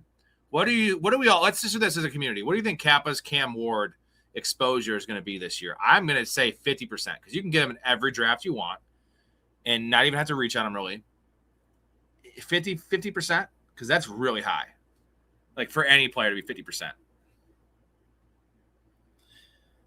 Like, put it this way, Tucker Kraft last year for me, I was at 19 shares in redraft out of 36. So I was at 57% of Tucker Kraft in redraft. And I was at like 31% in best ball because I don't draft tight ends as early. I usually wait a lot. So altogether, 57% in redraft is really high. But like that was the highest I've ever been on a player. Like that's why that ACL injury, I cried, like literally. And I did a little speech on the show. You're going to be higher on Cam Ward this year than that. I feel like you're going to be 60%. What do we have in the chat? Kappa's ownership percentage for Cam Ward this season. It's got to be sky high, like the highest we've ever seen. Holy shit. We have a major faller here. There goes Dylan Sampson. I want to talk to Sampson. Dude, Chikakonkwo just fell so far. 20 picks after ADP. Okay, well, we'll take that. We also have Jaden Daniels. Not that that matters, but all right. That's actually pretty cool. Then I can just not have another Hawkinson share because I have a million of them. So the rest of this team has to be receivers. So 4 more receivers in this team. 9 receivers. That makes sense. Don't need another running back. Deal with that bye situation. Lose some points that week. Whatever. Not worth ruining my receiver room over that. It's already a ruined receiver room. Can't take Torrey Horton. That's awesome. Can't take Jerry Jeudy. Holy shit, I like a lot of players that have week 11 buys. I just realized that. This is getting nasty. So we can take him.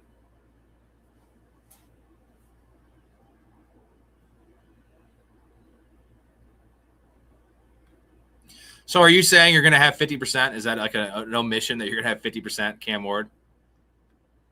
That is true. It's not going to tank your team. Now I'm thinking I'm way low. I'm way below market on Cam Ward because I'm probably around like 8 to 9%, which is right at average. I also don't like a lot of the Titans, stacking options. Like they're all fair price, but Wandale's fine. I'm not a Tate guy. I like his spot, but Gunnar Helm's okay. I don't take a lot of the running backs. I took a lot of Nick Singleton for a stretch just for some upside early on. And I'm a little cool. I've cooled on Nick Singleton a bit just because it's such an X factor. He could not play at all. Like if they're bad, he will play. If they're really bad, he will play by the end of the year. But I don't want to rely on a guy seeing the field. I truly believe he's the most talented running back in that room. Kind of by default because it's a terrible room.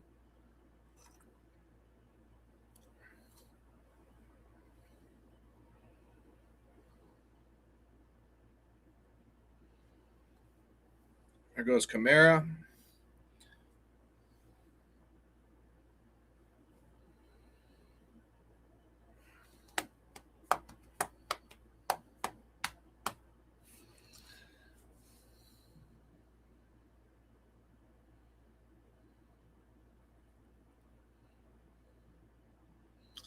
I think I have way too much Adonai Mitchell, too. Way too much Adonai Mitchell. Although Mouth will tell you it's not too much because Adonai Mitchell is a G. And he is the number 2 receiver there, guys. There's some good some nice reports came out about Omar Cooper today, but again, reports about a rookie in June, I'm not going to read too much into. Essentially, the report said Omar Cooper has all but solidified the number 3 receiver role, but that role could be a little reduced based on the fact they're going to play a lot of 12 personnel. You're going to see a lot of Sadiq on the field with Mason Taylor. You're going to see Breece Hall getting a pretty big target share out of the backfield, and Garrett Wilson's probably a 30% target share player. So what does that mean for Omar Cooper? Like 75 to 80 targets maybe. His upside is maybe 90 targets. So their offense has to click for that to be, a useful pick in fantasy. Now, in best ball is different. Yes, he could return value with a couple spike weeks, but in redraft, it's going to take an injury for him to be relevant. But he's the kind of type of guy we want to draft on our bench because maybe he's just better than Adonai Mitchell, which I don't think he is at this stage because I think Adonai Mitchell had some great film last year. Hawkinson is still on the board, guys. See, this is wild to me. God damn it. Like, when I can't take these guys because of the buy situation, or in this case, I didn't take them because Chikakonkwo fell so far. Like, the guys I get sniped all the time when I want them, when I can't take them, they last longer. And I don't get it. Maybe I'm fucking up. I think I'm fucking up. I got to rethink my inks a little bit. Ooh, there's a nice cheap option at receiver still available. A couple cheap options that I need to get some upside in this team. There. Should be able to get 3 of these 4 in my queue. Well, 3 out of the 3. I have 3 guys in my queue. Okay. All right, we'll do a quick draft grades after this, guys. We have, 5 of us in here? 1, 2, 3, 4, 5 of us in here. We'll do draft grades A through F. Stick around for that. Tomorrow we will draft again. And then, like I said, Wednesday, the Chaz is joining me. We're going to deep dive into quarterbacks every Wednesday for the next month, essentially, all throughout July. Every Wednesday, we're going to be diving into each specific position, quarterback, then tight end, then wide receiver, then running back. In that order, Fantasy Pros ECR tiers. We're going to go through what they have for their tiers, and someone just took Calvin Ridley. Damn it. So let's take Wicks. So that's Wednesday, and then possibly draft after Wednesday's show. Mike Storey, I think, is joining me on Thursday nights, and I still have to figure out what segment we're going to do on Thursday. I'll cook up something good for you guys, something good for Storey, to kind of pick his brain on and whatever we want to talk about, and also obviously engage the chat and have you guys drive the show and drive the content as you always do, which makes the show great because you guys are fucking smart and you ask the right questions. You also don't keep it light sometimes too. We go on some tangents about God knows what. We talked about carnies yesterday for a solid 10 minutes.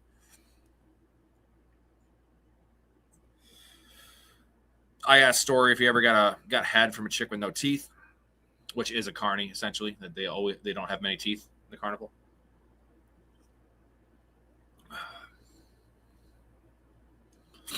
Derek, hit me up on the Discord. We got to figure out what day you're going to come on.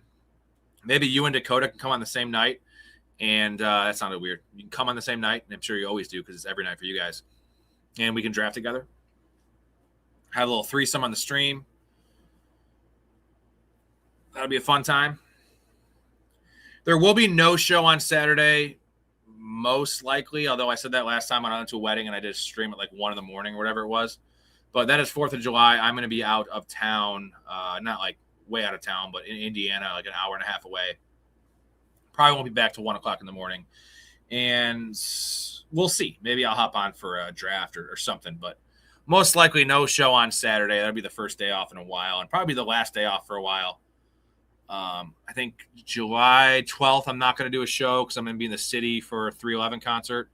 But those will probably be the 2 days I don't do a show up until the season. I think I'll be on every single night until the season starts. And then obviously every night. So after July 12th, I'll be on every night until Christmas. I know a lot of guys might say that. I'm going to be on every night. Not just every night, for an hour and a half, every night for 3.5 hours. You guys are like my family, dude. And my wife is my family too. And my dogs. in my actual family.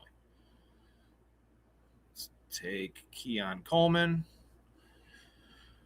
Oh, these are some questionable back-end receivers, my guys. What do you guys think the chances are that Keon Coleman catches 7 touchdowns this year? Because there's a chance. There's a chance he wins the X receiver role, and DJ Moore is used more as a Z and a flanker, and then Shakir's just the slot guy, and Kincaid gets hurt again. I think that's going to hinge on that. But give me the percentage chance you think Keon Coleman catches 7 touchdowns this year, which isn't that high of a bar. He should be able to catch 5 if he's on the field. So Keon Coleman has had 4 touchdowns in both of his first 2 seasons.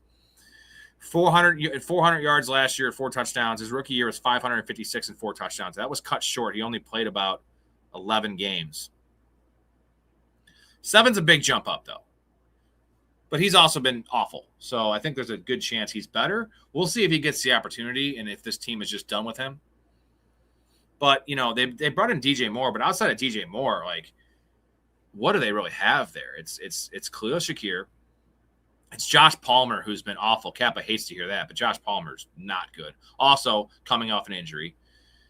There's not a lot there. So Keon Coleman has a chance to be the third receiver. He should be the third receiver based on draft capital and archetype of player. They don't have any big-bodied receivers. Literally, DJ Moore is 6 foot. Shakir is 6 foot. Super small guys, shifty guys, not a big-body guy like Keon Coleman. So maybe I might start drafting some more Keon Coleman. We're talking ourselves into Keon Coleman, guys. Not a good hill to die on. That is for sure. Don't want to die on the Keon Coleman hill. Keon Coleman hill is like Normandy. Just there's a chance you survive it, but you're just not surviving. You're definitely going to be injured, for sure. And Tyquan Thornton, no. Don't do that. It's a rando that took Tyquan Thornton. Get the hell out of here, man. Damn it. He was my white whale.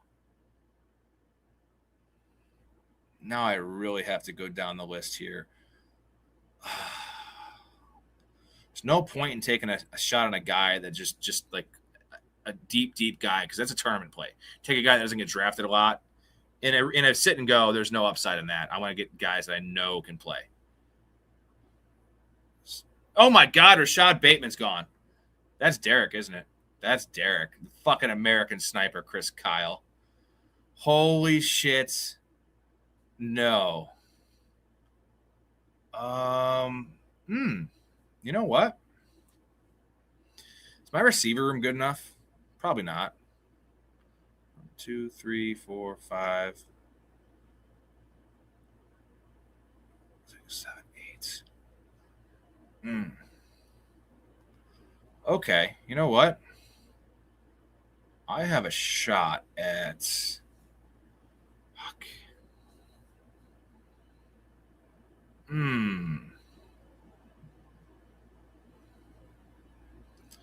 No. Well, there's 2 guys in my queue, and I guess I'm going to take Jordan James. I don't know. I didn't know who to take, because Booty, Bateman, Thornton, Pat Bryant, Torrey Horton. I couldn't take Torrey Horton because of the bye, but those 5 in a row were all guys I would have taken, specifically the last 4 guys. And I guess I said, fuck it. I had the running back bye issue a little bit. Give me potentially the change of pace back there in San Fran with the handcuff upside. I don't know. Trying to talk myself into Jordan James. Not a good feeling. Mount says, give me an A. Well, you know what? We're going to give you a grade, and we're going to see what it is. I'm going to do it fair, and I'm going to see what I think. Torrey Horton's a nice pick.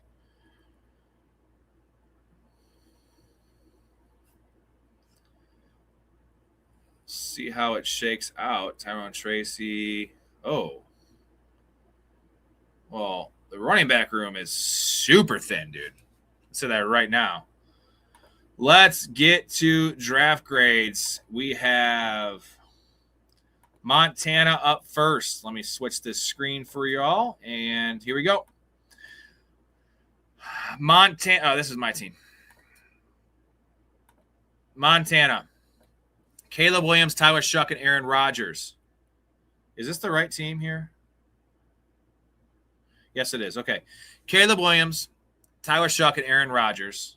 Jeremiah Love, Cam Scatterbo, J.K. Dobbins, JCM, Katron Allen. So you have 2 of the backfield mates there in Washington on your squad.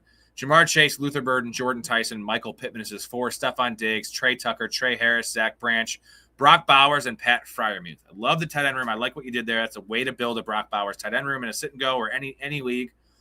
Quarterback room is fine, actually. It might be better than fine. Running back room has some questions with Love. Scatterbo is okay. J.K. Dobbins, yeah, well, he's healthy, but I wish you had something more safe. But I do kind of like how you did both Washington guys in a sit and go.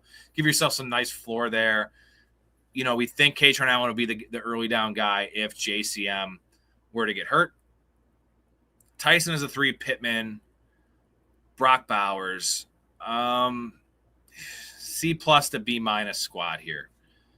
I think it just – I don't love the running back room. Again, I like what you did with JCM and Katron Allen. It's not a Tyson guy. So, I'm going to go B- because I think I am grading this team harder because I don't like Jordan Tyson, and he's a rookie. So we don't know about Jordan Tyson. You know what I mean? I'm going to go B- because I think the build of this team is an A. So I think you hit the build very nicely. Just some of the players and some of the things there I'm not a big fan of. So I'm going to go B- for this team. We have C+, C+, C+. I'm going to go B-. Montana, give us your own grade for your team. What do you think?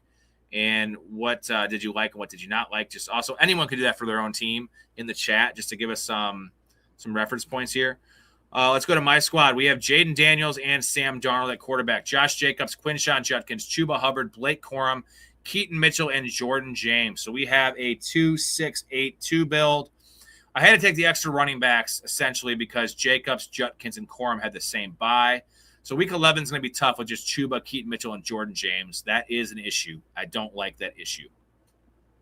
Wide receiver, we have JSN, Drake London, Ricky Pearsall, Khalil Shakir, Jalen Coker, Adonai Mitchell, Dontavian Wicks, Keon Coleman with Trey McBride and Chika Okonkwo.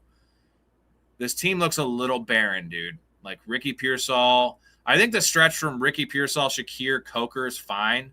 Those guys should all be one slot lower than what they are. Adonai Mitchell, Dontavian Wicks, Keon Coleman. I don't know. The running back room is pretty solid, though. Jacobs, Judkins, Hubbard, and Blake Corum. So they're going to keep me alive. I do think those top 4 are going to keep me alive. And the quarterback room's okay. This is definitely not one of my better teams. I don't know if you guys like it more than me. Top 2 receivers are solid, but Ricky P as a 3. Trey McBride needs to do really big things for this team. I think Chika Okonkwo was hella value here because I can slide him into my flex when need be. Montana says B-. That's what I graded it. C+, B-. Noah says C. Yeah, this is probably my least favorite team I've drafted in quite a while. I would probably give this a C-. Honestly, this is not my best work. I think 3.5 hours. I've done a lot of 4-hour shows. For some reason, I definitely hit a wall tonight, and not a good showing for my squad here. What threw me off was all those week 11 buys, guys. When I didn't realize Blake Corum had a week 11 buy. Sometimes I get a little distracted just hosting the show. And once I made that pick, I couldn't take a lot of the guys I'd typically take or guys I like because of the buy situation. And that is why the team kind of looked like it did. I like the Blake Corum pick in a vacuum was great, but that I can identify that pick, as like the tipping point of this team in a bad way. Because I love the Jacobs value. It was going pretty well. And Hetzer, it's 2 a.m. here at Central. We're at 3 hours and 30 minutes. You think I started it at 1? Are you drunk again, Hetzer? Next team, we have Derek's squad. God damn you, Derek. The American Sniper, Derek. We call him Chris Kyle. Lamar Jackson, Daniel Jones, and Geno Smith. They all have the same bye, Derek. So what the fuck are you doing? That's rough to have 3 quarterbacks and you're getting 0 points week 13. This is 3.5 hours in, Derek. I think Derek felt it too. That's a rough situation. 0 points week 13 from quarterback. Chase Brown, Javonte Williams, Jalen Warren, Kenneth Gainwell. Is this your team, Derek? What the fuck am I looking at? So it's a fine running. I don't know. No, it's not a fine running back room. It's super thin. I mean, the top 2 are good. Warren's fine. Gainwell's fine. Not the players you need for a four running back build. St. Brown, Malik Neighbors, Roma Dunze, Josh Downs, Matthew Golden, Rashid Shaheed, Debo Samuel, Jerry Jeudy, Rashawn Bateman. Is this 9 receivers? This build is an F. Jake Ferguson and Dalton Schultz. Dude, this build is an F because the bye weeks, because all the receivers you took. I don't know why you just mindlessly took all these receivers. St. Brown, Neighbors, Adunze, Josh Downs, Golden and Shaheed and Debo. That is fine. 7 is fine. But this is pretty fucking bad. This is bad. We gotta definitely write a song about how we do not diddle kids. Do not diddle kids. It's no good diddling kids. There is no quicker way for people to think that you are diddling kids than by writing a song about. I gotta agree, man. This is a D+ team. This is the quarterback room thing on 13. That's gonna cost you 20+ points in a sit and go, not a tournament. It's total points. That's a problem. All the receivers, the thin running back room, the tight end room is pretty gross. So this is the worst team I've seen you draft in quite a while. And I think there was just some construct issues on this team that really in the week 13 bye thing. So sucks. Even the GOAT, Derek, who's had the best drafts we've seen the last 3 or 4 streams, has a clunker.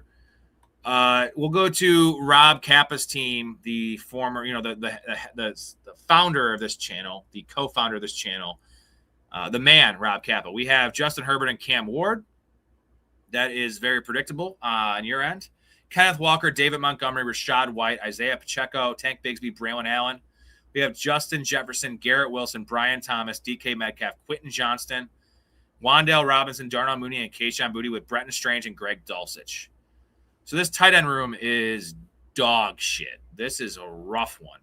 I think why'd you take that many receivers? I think you could have been fine with 7 receivers, right? DK is your 4, Johnson's your 5, Wan'Dale's your 6, and Darnell Mooney's your 7. I feel like you should have just taken 7 or you should have taken like Wan'Dale Robinson, right? You could have been fine with those 5. And taking a better tight end there. You could have taken TJ Hawkinson. No, dude, 112. You could have taken a really good tight end there. That I have issues with this build for sure. Just the tight ends are bad. But I do like the running back room. I think the quarterback room's okay. I'm going to go B- with this team because Mouse says B. I'm going to go B-. I just can't get over this tight end room. This is a rough tight end room. I mean, this could very well, like Greg Dulcich, I do like his floor this year, but it's a Dolphins player that is just not a good football player. Who knows if he loses his job or what the hell happens with Greg Dulcich, but Brenton Strange is fine.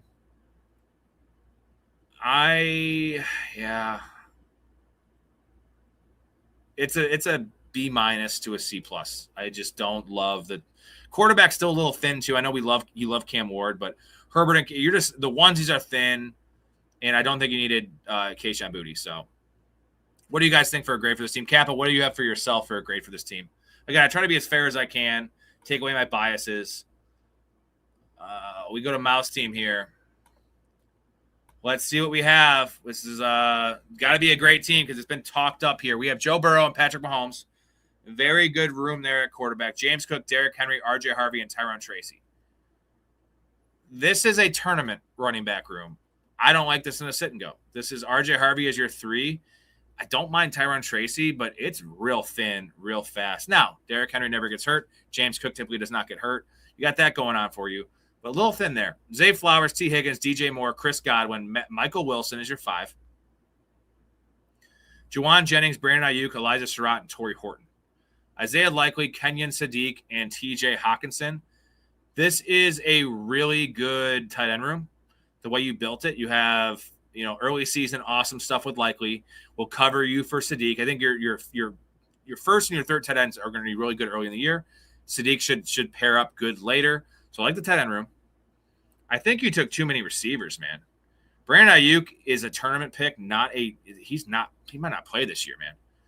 Not in a sit and go. I feel like it could be a wasted pick. So I just don't love this running back room. I feel like you needed a fifth running back. What was your reasoning? You have Zay Flowers, T. Higgins, DJ Moore, Chris Godwin, Michael Wilson. That is 5 good receivers, like pretty steady contributors, and Juwan Jennings is your 6. Brandon Ayuk, the whole draft after Brandon Ayuk is fucked, except for Torrey Horton. You should have just gone with Torrey Horton. No need for Ayuk and Surratt. If you make this a 7-receiver team or even 8-receiver team, you don't need a third quarterback. You needed 5 running backs on this team.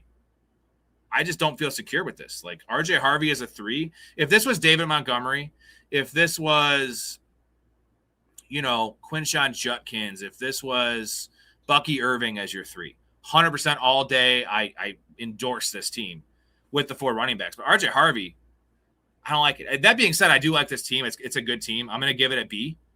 I think it's a good team.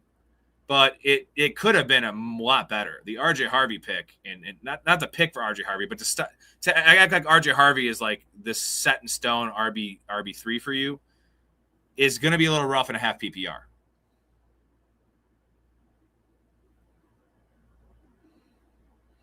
Yeah, I'm not trying to say RJ Harvey's fine. It's just RJ Harvey is not like he's possibly in a 3-way committee, and at best he's in a 50-50 committee. To have him as your 3 is fine. I like the RJ Harvey pick as your 3. I don't feel comfortable enough to have him to only have a 4 running back room, right? Like I want a 5th running back. I gave you a B. I think it's a good team. I think there's some construction issues in this team. I don't understand Brandon Ayuk and Surratt. I love Torrey Horton. I don't understand all those receivers. I feel like the receiver room was fine, and you needed some support at running back. This definitely needed to be a 5 running back team.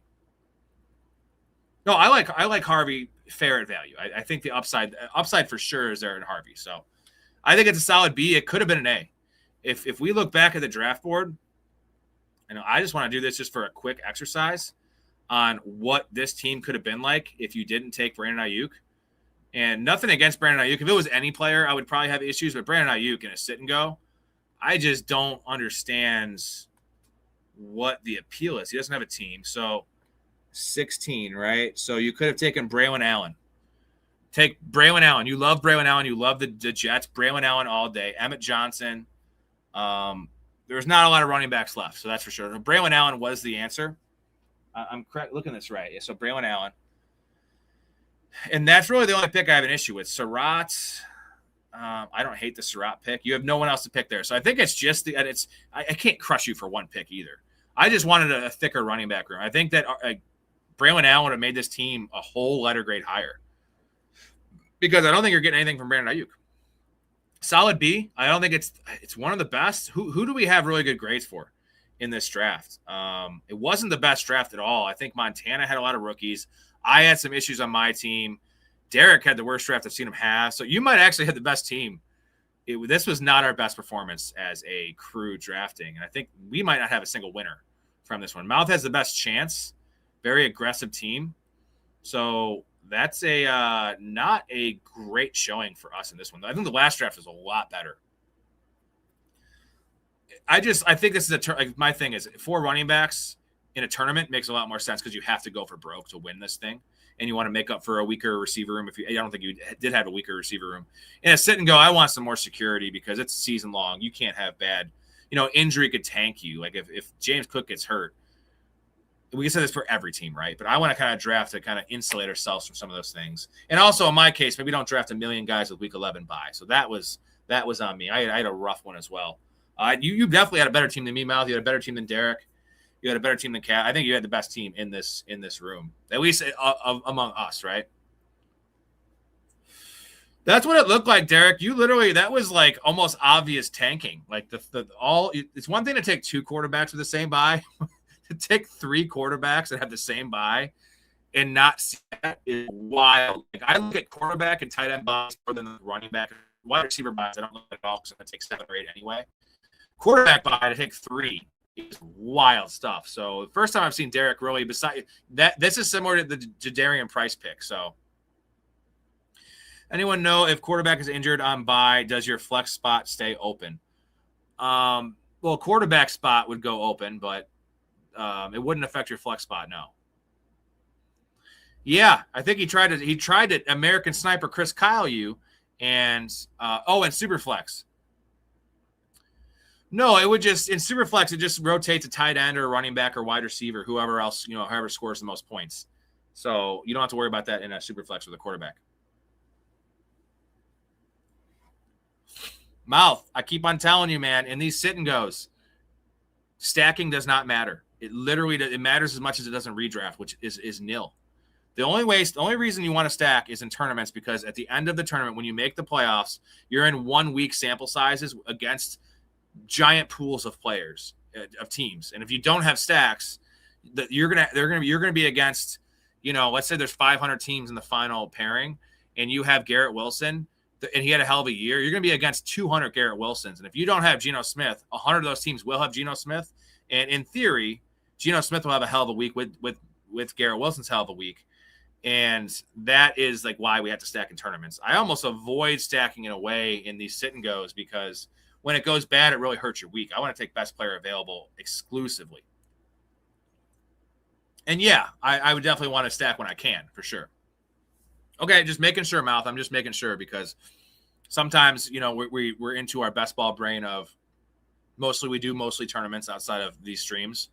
And stacking is essential. Like if you don't stack in tournaments, you're throwing your money away. You can advance to the semifinal. You might get to the semifinal at most. Then you're not even getting top 10% in the semifinal without any stacks. It's just the data proves that you have to have at least like 2 or 3 stacks to even make the championship. All right, that's it for me. Great show, Mouth. Thank you for the donation, guys. Check out Downtown Sports. Check out Mouth. I might even be on the program. We'll see. I might have to have an emergency appearance from the Professional Fanatics.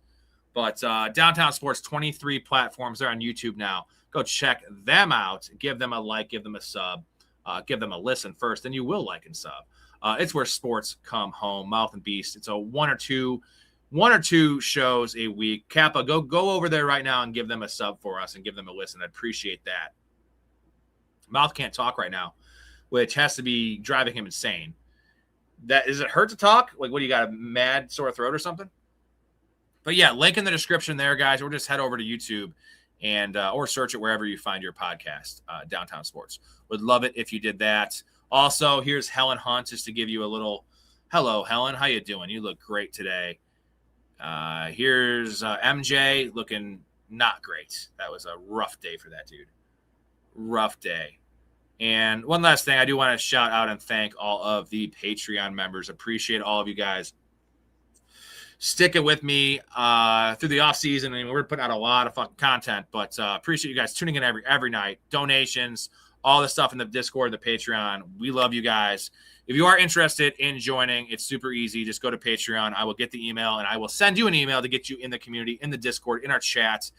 Community Fantasy Leagues, guest appearances on the show. We love having fans on the show. Free merchandise giveaways. We're giving away hats and shirts every month, as well as the access to the betting plays, 96 and 58 last year, boys, and 4-year sample size. Those of you in there already, giving away a little promo for you guys. If you refer somebody and they drop your name and they join, you get a 10% discount on a redraft league, or you get 1 month free. So depending on what tier you're in, choose your reward.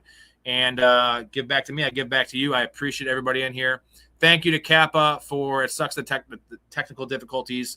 At least he was in the chat drafting with us, drafting Cam Ward, talking up Cam Ward. Appreciate everybody. Thank you guys. Love your life. Stay positive and respect each other.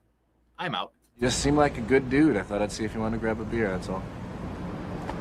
I'm glad you called. We get home safe, Pistol. You got it, Jobin. I'm sorry, what? Nothing. Oh, what'd you say? I don't know. You nicknamed me Pistol, and I just called you Jobin. It means nothing. I'm drunk. I'm gonna call a cab. All right, man. You have my number, yeah? I got you stored in my iPhone. All right. If you need me, call, okay? Oh, man, I'm golden.